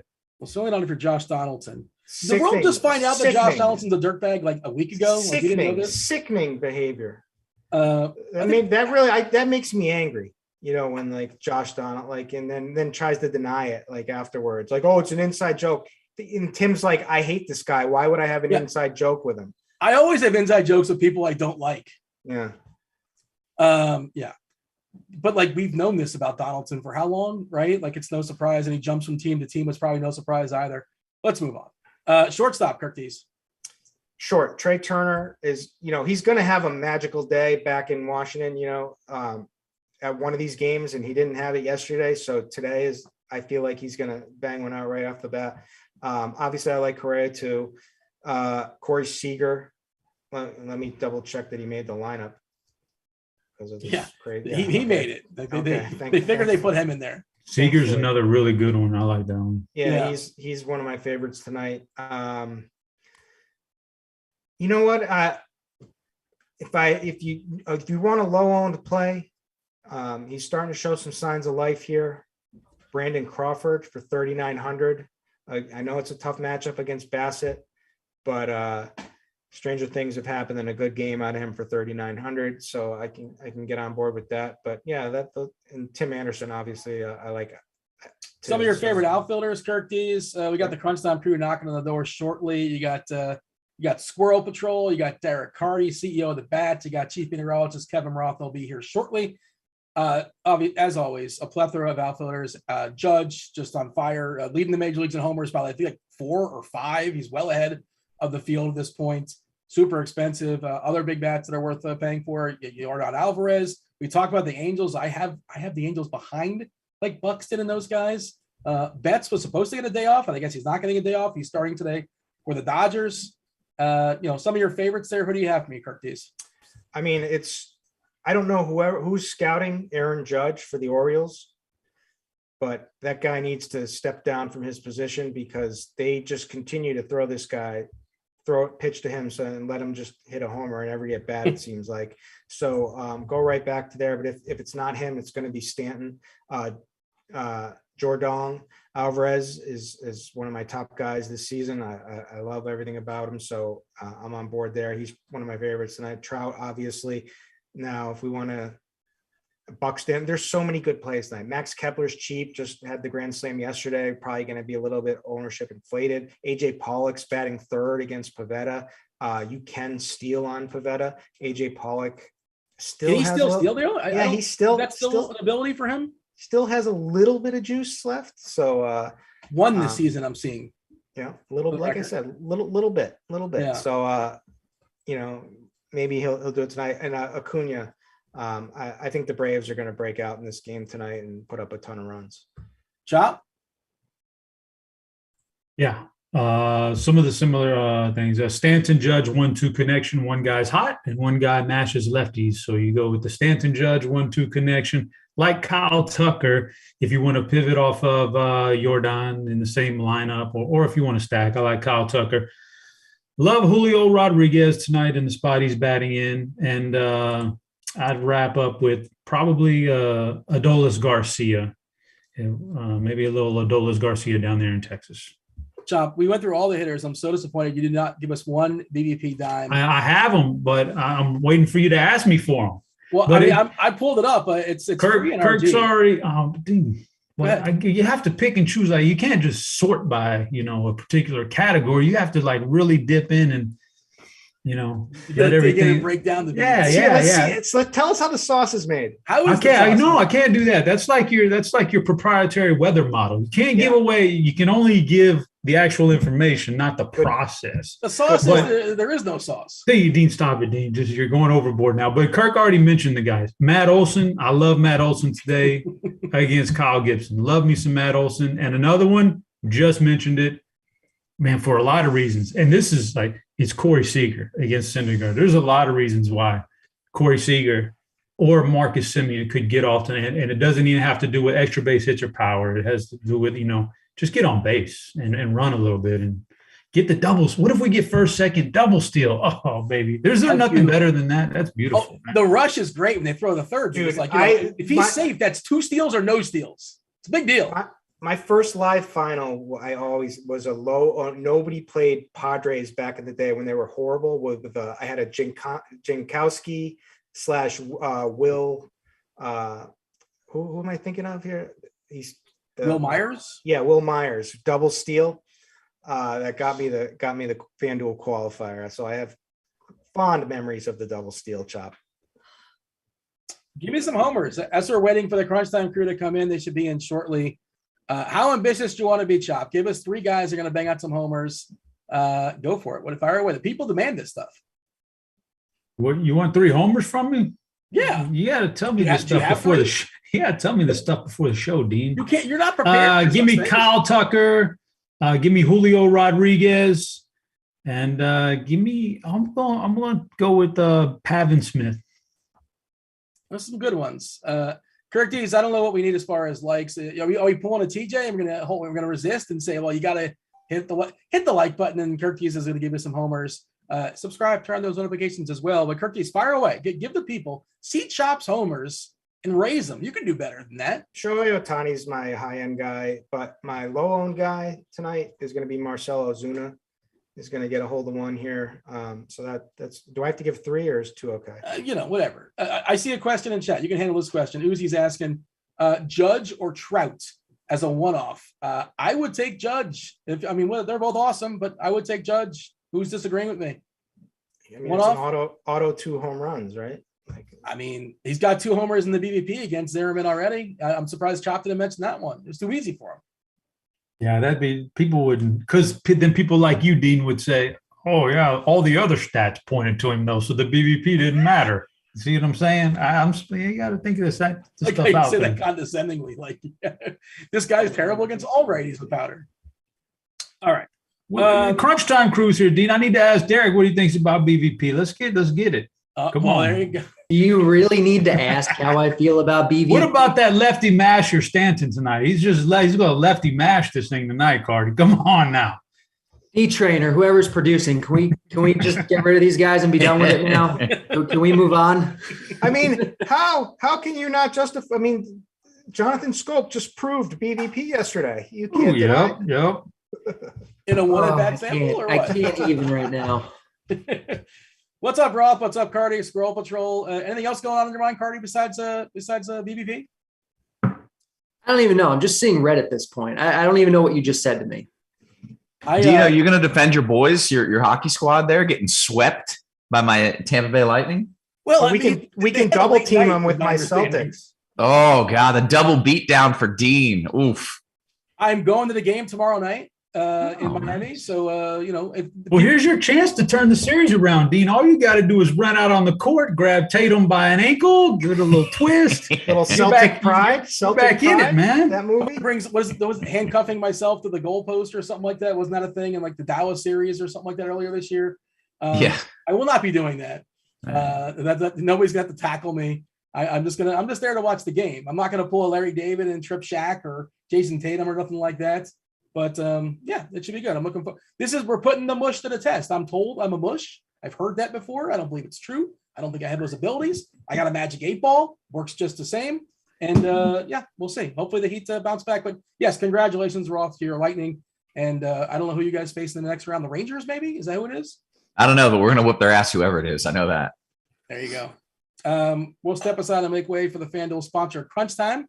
On behalf of Chop, on behalf of Kirk Dees, I was Dean. Thanks for watching. Hit that like button. If not for me, hit it for Squirrel Patrol. Hit it for Roth. Hit it for Carty. I want to hear Carty's take on Sonny Gray. I'm ready for it. Play him. Roth. Sonny Gray's awesome. Easy enough. All right. With that, appreciate it, gentlemen. As always, wonderful stuff. This is it. This is the moment you've been waiting for. This is Crunch Time, sponsored by FanDuel. If you're watching on YouTube, I got to give a big shout out to our wonderful sponsor, FanDuel, getting it to you for free all season long. So hit that like and subscribe button.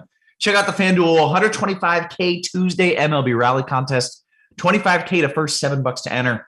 Also sign up for the FanDuel Sportsbook if you're in a legal sports betting state. New users get a risk-free bet up to $1K. Take advantage of that with your first-time bet. So good stuff going on. Squirrel drinking a beer. Squirrel drinking a beer. We got a beer alert. Squirrel, what you drinking? It's a Dogfish Head. Like I'm pretty committed to the brand. I like it. It's actually consistent. I have the 60-minute, the 90-minute, and the 120-minute all in my house right now. But I'm taking it easy with the 60-minute, just warming up. What are these 60 minutes? What are the different minutes? What are you referring to? I think it has something to do with like how long they're hopping it, like in the boil. I see. Smash or something. Like the 120-minute is 18% alcohol, which is like completely insane. That is, yeah. I mean, that's wine. that's like even far more than wine. Right. Yeah. That's basically liquor. Okay. Well, enjoy that. We've got a couple of the sharpest minds in the biz. One of them boozing, one of them not. You know when Carty's boozing because there are always shots involved. Carty, how you doing, man? I'm doing okay. I still don't like you, but I'll be a professional. We'll do the show together. It'll be fine. So it was. This is in reference to some Meatloaf song I'd never heard of, "Paradise by the Dashboard Confessional." Is that something like that? God, Roth, come on. I'm not even kidding. I did something along those lines. Confessional is an artist. "Paradise by the Dashboard Light" is a Meatloaf song that apparently you hate. It was. I was really looking forward to liking it. I'm a big music guy, and I was like, "Oh, there's a new song. It's going to be good." And it was really bad, Carty. Come on. It was. I did not. Please tell Roth how wrong he is about this. Please tell him why he's wrong. I don't know a lot about Meatloaf. That's good. Yeah. You don't, because I didn't either. And I started looking into it, and I regretted that decision. So just stay there, not knowing. You'll be better off for it. But I love you anyway, Carty. You want to talk about the slate real quick and kind of break down general outlook? Yeah. There's a lot of some of the best plays on this slate are also plays that are going to make you different. So this is, I feel like an exceptional GPP slate, and in cash a slate. Just embrace being different, and it's fine. Okay, so you think that some of the chalky plays are maybe the wrong plays, or at least some of the more off the beaten path plays are the right plays? I do, yeah. Ooh, that's fun. Okay, it's exciting. Squirrel, you got a good handle on this slate? You feel good about it as well? Yeah, I think so. And I always like the games or the slates where there's a ton of games, because I think people tend to go overweight the chalk. So it makes it good tournament slates. Yeah. Okay. Quick weather update, and then we'll talk about some pitchers, some stacks, some individual plays going around the horn. And we'll take some questions as well. The only game that's going to see some weather, or that is likely to see some weather, is Atlanta. I lowered the risk from yellow-orange to just yellow. Because I do think there's a decent chance they get a delay sometime after the fifth inning, but I also think there's a really good chance they would finish after they got said delay. So with that, I mean, do we have an interest in pitchers here? I saw it's one of the higher totals on the board. A little bit, like Max Fried, I think. Yeah. I think you do whatever you want, like play it in all formats, pitchers, cash, GPPs. If you play pitchers, know that there is a little bit of risk, but you're probably doing this for GPPs if you're going Max Fried, Squirrel. Yeah. So it's a GPP anyways. There's an element of risk involved anyways. So I think you just go for it. And for bats, yes, there is a chance that the game ends not going 9, but I just don't think that's very likely based on the forecast models I'm looking at. So stick with it, play it, and there's no other spots that are going to have any issues. So with that, I think we talk some pitchers. And Carty, if it's all the same to you, I'd love to hear your take here at SP. Yeah, so it looks like the highest owned pitcher on both sites is going to be Sonny Gray, and I do agree with that. Sonny Gray projects straight up, not even just because he's like so cheap, especially on DraftKings, but he just projects straight up as the best player of the day. He's better than Corbin Burns. He's better than Fried, Gallen, Gaussman, Bassett, Buehler, Webb, everybody. He's the best guy today. He's a good pitcher. He's facing the Detroit Tigers, who are, let's use a nice word and call them bad. They also strike out a lot. And yeah, so play Sonny Gray on DraftKings. He's 6.8K. It's absurd. On FanDuel, he's 8.2, and he's still a really good play at that price. Why is he that cheap on DK? Just because I don't pay attention to these things. I'm really. Do you have any idea, Squirrel? Like, I don't know why he's this cheap. They've been a little bit off with some of the pitcher pricing. Yeah, I think they may be trying to do it like dynamically and just screwing up. Okay, so the answer is he just shouldn't be. Is the answer? Okay, interesting. All right, sorry to interrupt, but I was curious. Yeah, so on DK, you're definitely playing him in cash. On FanDuel, I think there's a real case to be made for saving money. On FanDuel, the guy that's like egregiously underpriced is Blake Snell, because Blake Snell projects as the second best pitcher on this slate after Sonny Gray, ahead of Corbin Burns and whoever else. He's facing the Brewers. He's good. Upside is maybe a little bit limited in GPPs because he's not like fully stretched out yet, but he should be able to get to around 100 pitches, which in cash is like totally fine. It's just he doesn't have that, like he might go 120 and throw a complete game kind of upside. Right. But he's still a really good pitcher. He's way underpriced at 6K. And so Blake Snell is the second best pitcher on the slate. He's also cheap on DraftKings. He's 7.3K. And so in cash games, you really don't have to overthink it. Just play Gray, play Blake Snell. They're both underpriced. They're the top two pitchers. Like, that's literally it. There are really good plays. There's a lot of pitching on this slate. So in GPPs, those guys are going to be pretty chalky, Gray in particular. Like, there are good ways to get different in GPPs, and guys at lower ownership are just going to get lost in the shuffle, especially because a lot of the ownership is going to go towards guys like Burns and Cease, like just because they're just good pitchers. But you have guys like Jordan Montgomery in a great matchup against Baltimore. You have George Kirby in a fantastic matchup against Oakland at 6K. You have guys like this that are just going to go over. Look, you have Framber Valdez in a really good spot and no one's going to play him. Like, there's a lot of guys like this on this slate where there's probably a dozen guys that you can play in GPPs tonight if you want to and make a good lineup out of. Okay. Well, this good transition over to Squirrel here. Are you playing a dozen guys at pitcher, or are you a little more condensed than that? A little bit more condensed than that. It's tough because I think on FanDuel, you really don't need that much savings.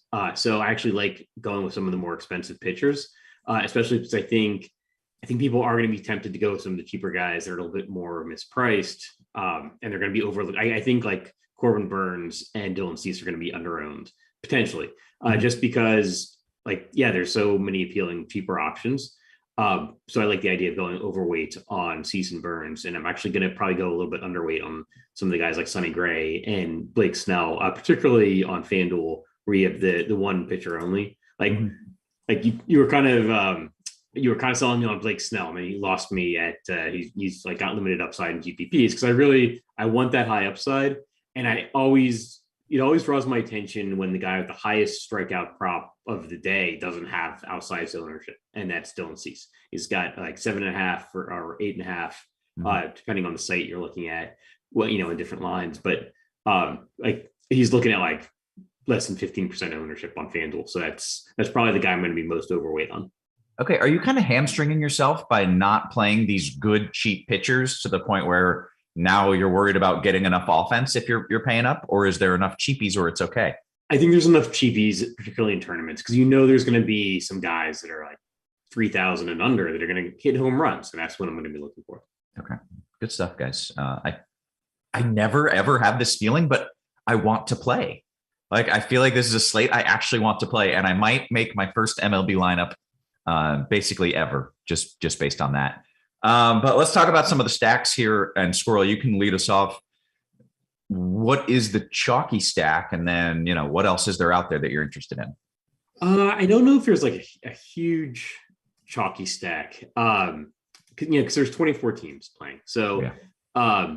I think the Dodgers and the Yankees are always going to draw some attention, and rightfully so. I mean, they've got very talented hitters. I think Arizona has the highest implied run total on the slate, and they're one of the teams that I'm looking at just because they are really cheap. So you can, like on FanDuel, I think their 4 best hitters are on 3,000 or under.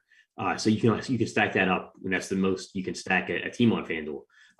And you've got the highest implied run total team with enough savings, that you can then go for some of the higher priced pitchers. I like Atlanta, so I'm a little bit concerned about the weather there. They've got a pretty high implied run total. They've got good hitters, and they were shut down last night, which I think is going to cloud some people's judgment. But I think Zach Wheeler is, just a better pitcher than I think Kyle Gibson. And then I like Texas. They're facing Noah Syndergaard. I think they could get some home runs. I think they could get some stolen bases. They're a little bit lower on the implied run total projection, but like Syndergaard imploded last start, I think. So that's a possibility again. So those are probably my top 3 stacks. Okay. Carty, you want to talk some stacks here? Yeah, I love Texas. I'm totally on board here. I know the Vegas total's low, but the bat has them with the 5th highest total on the slate. And it has them as the top stack of the day in terms of raw point potential, in part because it expects them to score runs against Syndergaard, who is not the same guy he used to be by any stretch. He's also the easiest pitcher in baseball to steal against, and there's lots of stolen base potential here. There's lots of ways that Texas can score points. It's weird today. The Bats' favorite stacks are not projected for very high ownership. Like they're all outside the top 5. So Texas is really good. The Braves, who Squirrel mentioned, the Bat likes 2nd best. It likes Houston 3rd best, and they have. I think they're like right up there with the Braves or with Arizona. I think they might actually be a little bit higher in terms of Vegas implied total at this point. And they don't look like they're going to be that high owned. So yeah, like I don't think you have to get weird tonight. The best plays are just people aren't going to have them. So yeah. Play the best plays. I mean, that sounds like a win. Let's go position by position here, Carty, and you can lead us off with the glorious position of catcher. Oh boy, catcher, my favorite. Oh boy. The top catcher of the day in terms of raw points is Dalton Varsho. We mentioned we like Arizona. They're good. But he's close to 5K. I don't think you have to pay for him, and it does look like he's going to be the chalkiest catcher on the slate.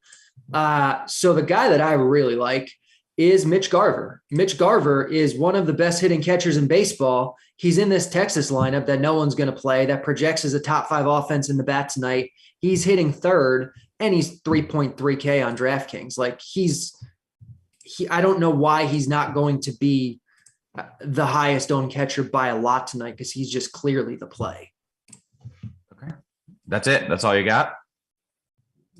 I mean, yeah. Well, let Squirrel do tournament options. Squirrel, do you agree that he is clearly the play, and are there some tournament takes? Really, yeah, it is Mitch Garver. He's by far like my favorite. Like Dalton Varsho is projecting higher, but like mostly because he's leading off, I think. And like he may just not get that extra plate appearance. Although, I mean, it should be noted like Varsho is leading off with the team with the highest implied run total, I think. Gary Sanchez is somebody else I like at Minnesota. I do like the twin stack. He's got some power potential. I think he's 100 cheaper on DraftKings than Varsho. So he's a kind of a direct pivot, and he'll see probably less than half the ownership. And then Will Smith, also the Dodgers. Like they might be a little bit overlooked. They did well yesterday. They were like the chalky team yesterday, but they kind of like disappointed a little bit because they weren't like none of their players went crazy. I don't know of how many home runs or if they even hit a home run. So the Dodgers might be a little bit under-owned tonight. And then Will Smith would be, he's hitting cleanup. So, Okay, great. Let's go to first. first base. Yeah, again, like Freddie Freeman with that Dodgers stack, Christian Walker with Arizona, Vlad Guerrero, Rhys Hoskins, and then Max Muncy on FanDuel's first base eligible. So yeah, also part of the Dodgers stack. See if there's anybody I missed. And if maybe Anthony Rizzo, he's a little bit pricey, so he's going to see pretty small ownership. But he's Yankees, like he's already hit for 3 home runs in a game. So he's got some power potential and probably be like single digit ownership. Okay, Carty. Yeah, no, I like a lot of those guys on FanDuel. I think you can play Dalton Varsho, even though he's a catcher. Like normally you don't play a catcher on FanDuel. You can do a catcher in the catcher first base spot tonight. So I think Varsho is good. I like the Dodgers guys, like Squirrel mentioned. I like Freeman. I like Muncy. Over on DraftKings, Shohei Ohtani, he's first base outfield, but I think I like him more at first tonight. He's really expensive, but you're saving so much with Snell, with Gray. You're probably saving money with Garver. You're going to have money to spend on a bunch of big bats, and Ohtani is clearly the best one tonight. So I like him a lot. I like Matt Olson in the Brave stacks because I mentioned I like Brave stacks, and yeah, those are kind of my guys. Okay, second base, Carty. So Marcus Semien, I think is one of the best plays tonight, especially once you consider price. He's maybe not like the top raw play. Max Muncy, who we mentioned, is a really good play here. Jose Altuve is a good raw play, but Semien's the guy who's really good and is going to go overlooked because all of Texas, I guess, is going to go overlooked tonight. And he's really, really good. Ozzie Albies in your Brave stacks, Altuve in your Astros stacks, Muncy in your Dodger stacks. That's second base. Squirrel. Yeah, I'm still waiting on that Marcus Semien home run, but I think he's at least going to get a stolen base tonight against Syndergaard. Kettle Marte. The Arizona guys are just too cheap. And then Trey Turner on FanDuel. He's returning to DC, so he's got that going for him. But I like the whole Dodgers stack tonight. He's second base eligible, and people don't tend to think to play him on FanDuel at second base. Let's see if there's anybody else. Jose Altuve, he's really pricey on DraftKings, and that's going to keep his ownership down a little bit. But he's more affordable on FanDuel, but somebody else I like. Okay, excellent. Take us to third, Squirrel. At third base, Jose Ramirez, almost every night. He's underowned, and he just goes berserk and just destroys all my stats don't include Jose Ramirez. So yeah, he's my top raw point projected play. Alex Bregman with the Houston stacks. Let's see, I think Manny Machado is going to go completely overlooked because he's facing Corbin Burns. I like that as a play, as a one-off. I'm not going to be playing a lot of Padres stacks. Machado could definitely hit 2 home runs and be less than 2% owned tonight, just because he's facing a popular pitcher or a talented pitcher. Okay, Carty. I'm looking at Texas, and it seems like there's not a good option in Texas here. Oh, there is though. These guys are good. These guys sound like they suck, but okay, go for it.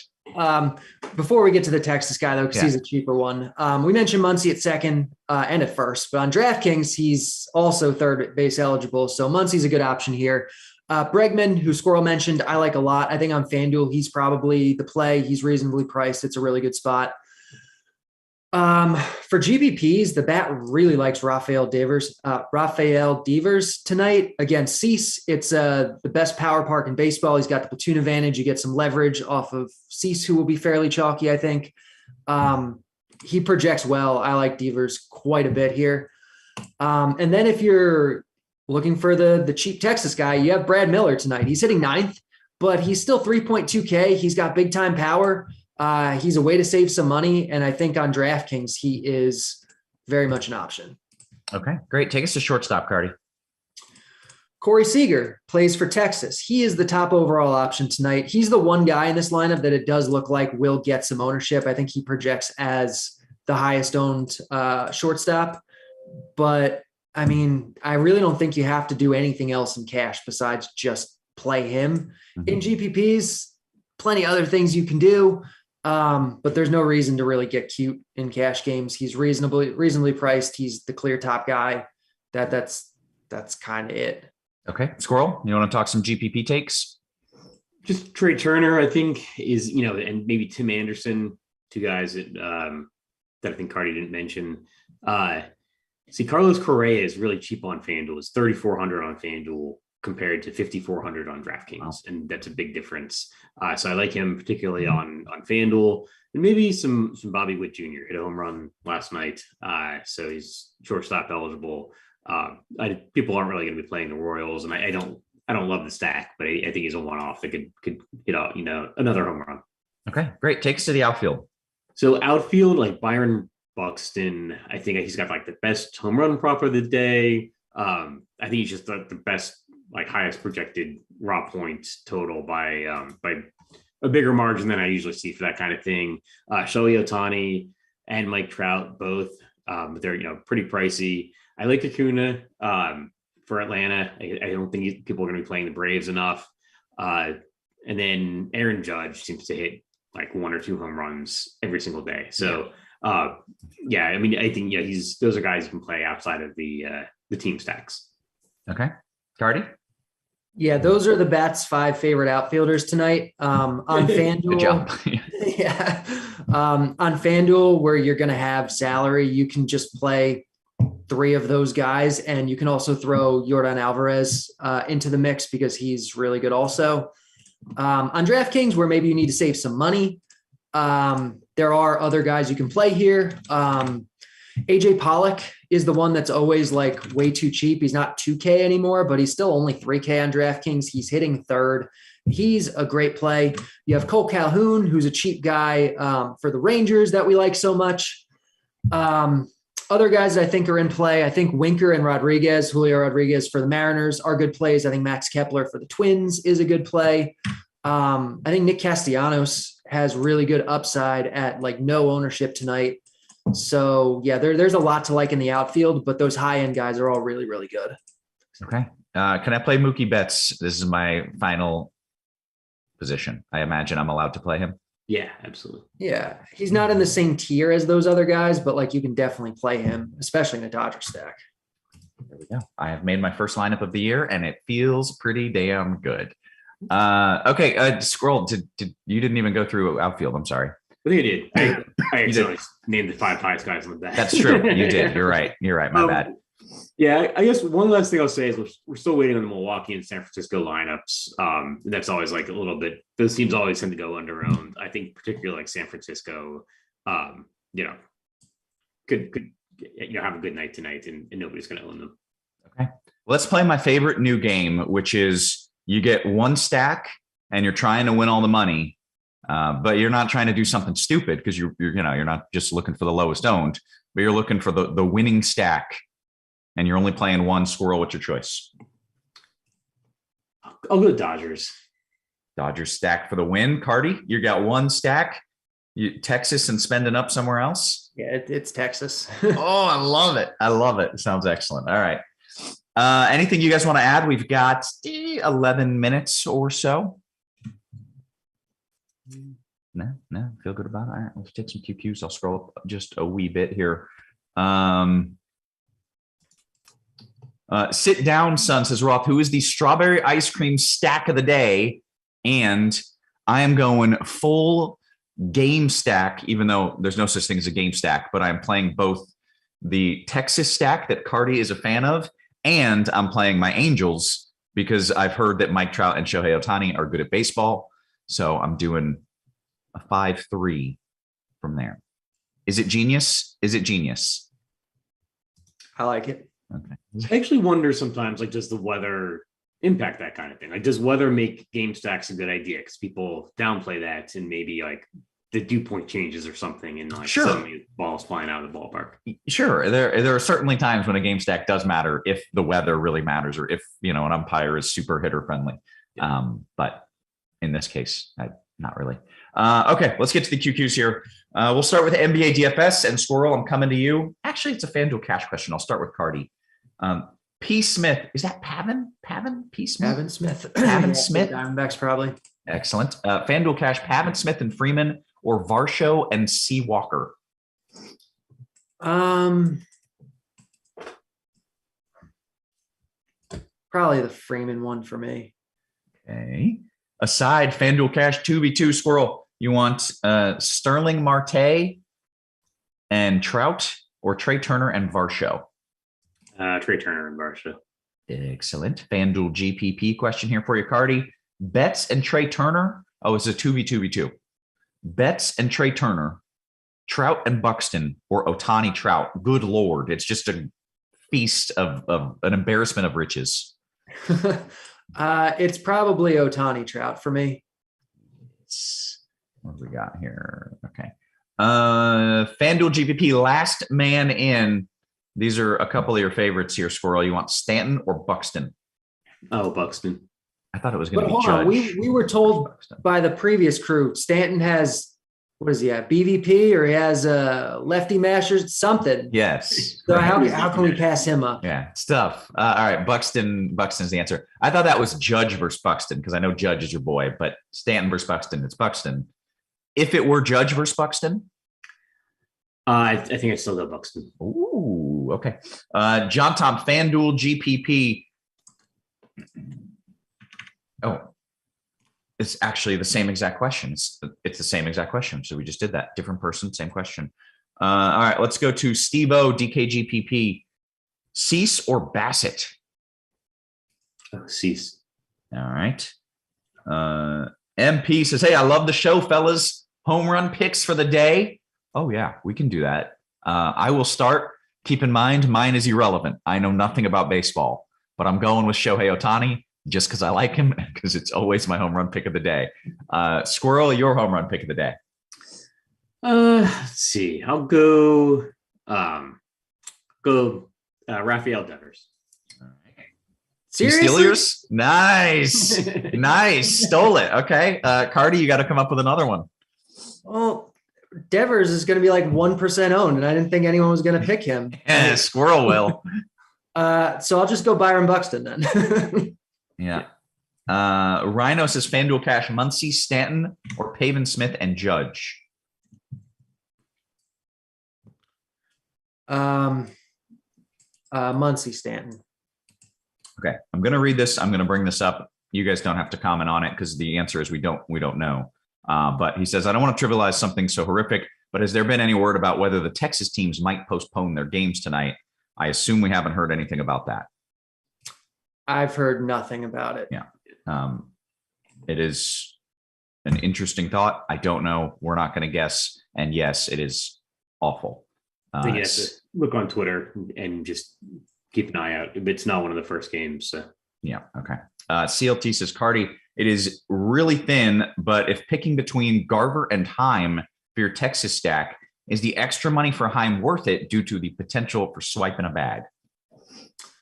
Garver's just such a good hitter, such a superior hitter. I think you probably just go Garver, but if you need to save, oh no, Heim is more expensive. Yes, Heim is more expensive, but has the stolen base upside. Cheaper. No, just play Garver. Play Garver. All right. DY in a DKGPP in a giant stack, Squirrel, which you mentioned you might like a little bit. Which righty would you play against Bassett, or do you go all in on the lefties? It's tough. We don't have a lineup yet. Yeah. And then, which is kind of the point. Sorry, it was which righty would I play? Yeah. Or would you go all in on the lefties? Like I'd try to go in because they have a good amount of lefties. Again, if I was going to play a righty, it'd probably be Longoria. But they have a good amount of lefties. So I would emphasize those guys. Okay, great. Sherman's Tanks, FanDuel Cash, Carty, Glaber and Stanton, or Simeon and Trey Turner? Simeon and Trey Turner. Steve-O, what are your thoughts on Nick Pivetta tonight? Watered down White Sox lineup with no Robert and shitty-ish weather. He's not really on my radar, to be honest. Like there's just better pitchers. There's just so many good pitchers on this slate tonight that I don't think you have to mess with a guy like that. Okay, all right. Aside FanDuel Cash, let's see, Carty, Ohtani or Buxton straight up? They're both awesome. I think you play both. I know Squirrel liked Buxton better. I probably prefer Otani, but they're just play both of them. Yeah. All right. J Sam's large field FanDuel GPP, Gary the Goat Sanchez or Christian Walker. Side note, I've got Buxton and Pavin Smith in this lineup, so this would be a mini stack either way that we go. I'd slightly lean towards Christian Walker. Okay. I got a question coming in from Falcor. Carty, this one's for you. FanDuel single entry. Can I go Cease at pitcher with 4 Diamondbacks and 4 Twins? I mean, you can, but I'm really not a fan of Cease tonight. Like I don't even think he projects in the top among the top 5 pitchers, and he's expensive. And I don't even know what the most owned teams are going to be because the good teams are less owned, but I think Diamondbacks or Twins are going to be fairly chalky, right? So I don't know. That seems too chalky, and it's a guy I don't like. Okay, so for you, it's a no. That's fine. On FanDuel, if I run like 2 stacks, just most optimal, the first thing I get is Minnesota, Arizona. Yeah. Okay. Like, so just that's probably not the best way to go. Okay. Good answers, guys. John Ton, DKGPP. Do I drop down to Justin Turner over Muncy in a full Dodgers stack, Squirrel? Yeah, I think so. I think you can do that. All right. Straw says I've got $5,000 to spend. DK Cash at third. Where do I go, Carty? He's got the moolah. I'd prefer if he had 5.1 and could get to Muncy. But you can play Bregman. He's fine. Okay, great. Jay says DK single entry, 1 spend up bat that will be low owned. Squirrel, you can't say Devers or Devers because we've already addressed that. See, so was it a pricey bet that'll be low owned? Yep. Go with Rhys Hoskins. Nice. Okay. DKGPP Carty. When will DK give pitching points for Luis Gonzalez and his 40-mile-per-hour softball pitch? I don't know what that means. But a more serious question: La Stella or Gonzalez in a giant stack? I'll let Squirrel take that one. I know he said he was thinking about giant stacks. I'm not really on them. See, La Stella or Gonzalez. Was it La Stella or Gonzalez? It was La Stella or Gonzalez in a giant stack. I'd go with La Stella. All right, BHB DK Cash, Carty, Alvarez Winker or Acuna Pollock? I think it's Alvarez Pollock if you can do it. You really can't go wrong. They're both good. They're really both good. I'll go Alvarez Winker if it's really like that. Okay. Let's see. We got about 2 minutes until lock here. Last piece. I feel like we did this one already. Buxton or Otani, Squirrel? Buxton. Jay Sams, if I'm making one lineup and I play the Dodgers, would you include Mookie in that stack or go with one of the cheaper right-handed bats in a FanDuel GPP, Carty? You can make a good stack either way. Mookie's one of the best hitters on the Dodgers. So play him, I guess, if you have the money to do it. Yeah. Okay. Fick, DK single entry GPP. I think I know the answer to this, but Squirrel, Buxton, Acuna, or Trout? I've got Buxton as my highest projected, so I'd go Buxton. Yeah, that's what I was thinking. All right, got less than 2 minutes. Hey, if you're watching on YouTube, do us a favor, give a little like, hit a little subscribe button. This is free content. Shout out to our sponsor, FanDuel, getting that out there. Chinatown, DK Cash. Carty, you want Otani or Freddie Freeman? Otani. Letting some people type in some QQs. Got some folks typing, but we are all caught up on the questions. Squirrel, you got a favorite bet? You make any bets today? I didn't, because I did both an MLB and an NBA show. So I was just looking at DFS today. That's fair. All right. Carty, you make any bets or you have a favorite bet? I mean, I did, but the lines have moved at this point. Oh, sharp Carty. I'll actually say, now that I'm thinking about it, because I look at the pitcher props, like the strikeouts, and like Cease has the highest K prop. But I think there's something to be said because I think he's going to be low on. Like play Cease and bet the under on the K prop or vice versa. Okay. I do think the under on the Cease K prop is the sharp side. Okay. So then bet the under and play him, or don't play him and bet the over. Is that how this works? right? So you're trying to hedge, Squirrel? Is that so like I'm probably idea? gonna play a lot. I'm probably gonna be overweight Cease and like bet the under. Right. Be overweight on him and bet the under. I like it. Okay. BHB, DK Cash, Acuna or Alvarez? Squirrel? Acuna or Alvarez? I like Acuna. Okay. Excellent. All right. We are coming up here on the lock momentarily. Right. It's 5 after. Is that lock? I should check these things. Yeah. Coming up on the old lock here. If you got your questions, get them in now. If not, good stuff, guys. That was a good. I can't believe you encouraged me to actually enter MLB. I play maybe one MLB slate a year. Can you tell us your lineup? Yeah, let's do it. All right. I think you're gonna like it, honestly. Basically, I think you're gonna like it because I was just doing the things you told me to do. So hopefully you like it. But here you go. It is single entry. God, I don't even know how to use these. My contest. I don't even know how to use this damn app. Okay, here we go. Snell and Gray for pitchers. Garver at catcher. Ohtani at first. Simeon at second. B. Miller at third. Seager at short. Texas stack. So going with the Texas stack. And then I'm bringing in like a mini Angel stack. So I've got Trout in the outfield. I got Mookie just because I had the money, and Calhoun. So I've got the Ohtani Trout pairing, hoping for a few dongs. Squirrel, you approve of this? Yeah, definitely. No, I mean, I like the Texas stack. I like the game stack idea. So that works. First time. And by the way, I should add, I've only played maybe 5 MLB contests ever. And I have done so comically poorly every time I've done it. Like, I don't mean I haven't cashed. I mean, I am as far to the left on the little bar as you could possibly imagine.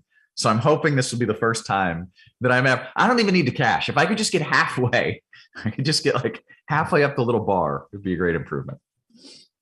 But baseball's like that. You want to be first or last. Like, right. You want to be stacking 2 teams and they could get shut down. But if they don't, you're going to the top. So, well, I've been very good at being first or last. It's the first part that I'm struggling at. Let's see. A couple QQs coming in here. Jay Sam says, Squirrel, does total team movement mean anything to you? Earlier, Arizona was projected at roughly 5 runs. Now they're at roughly 4.73, according to lineup HQ. I think it can mean something. I mean, I think you want to look at the most up-to-date information you can. And sometimes it does get affected by relevant stuff, like umpires, get determined, and then, things change accordingly. So, yeah, I think you should be using whatever the most up-to-date information you have. Okay. Chinatown saying, Roth, even if that hits, it's a 7-way split. Did I not go funky enough, Squirrel, when you heard that lineup where you're like, this is poor GPP work, Kevin? No, I mean, it might be duplicated. I don't think it's fine. All right. Well, there's only like 100 people in the tournament. So I don't know if it's a 7-way split, that'd be pretty special. Let's see. Jay says, hey, I love this DK single entry 222. Why can't we keep this tournament, Squirrel? Tell them. You do have poll, Squirrel, with DK. It's true. Yeah, I mean, well, they should keep any tournament up that's gonna fill. I mean, they should make it as large as possible until it fills. So yeah. So agreed. We are all in agreement. All right, we got one more question, then we'll get out of here. It's Jay. This is DK single entry last piece. Squirrel, I'll give this one to you. Abreu or Walsh? That is White Sox Abreu. Let's see. Go Abreu. Okay, excellent. With that, we've done everything we came here to do. We gave him the plays, we answered the questions, and we had a good time doing it. So for Squirrel, for Carty, and for our fantastic production crew working hard behind the scenes, guys, we appreciate you. We love it. And we will catch you tomorrow. You have been crunched.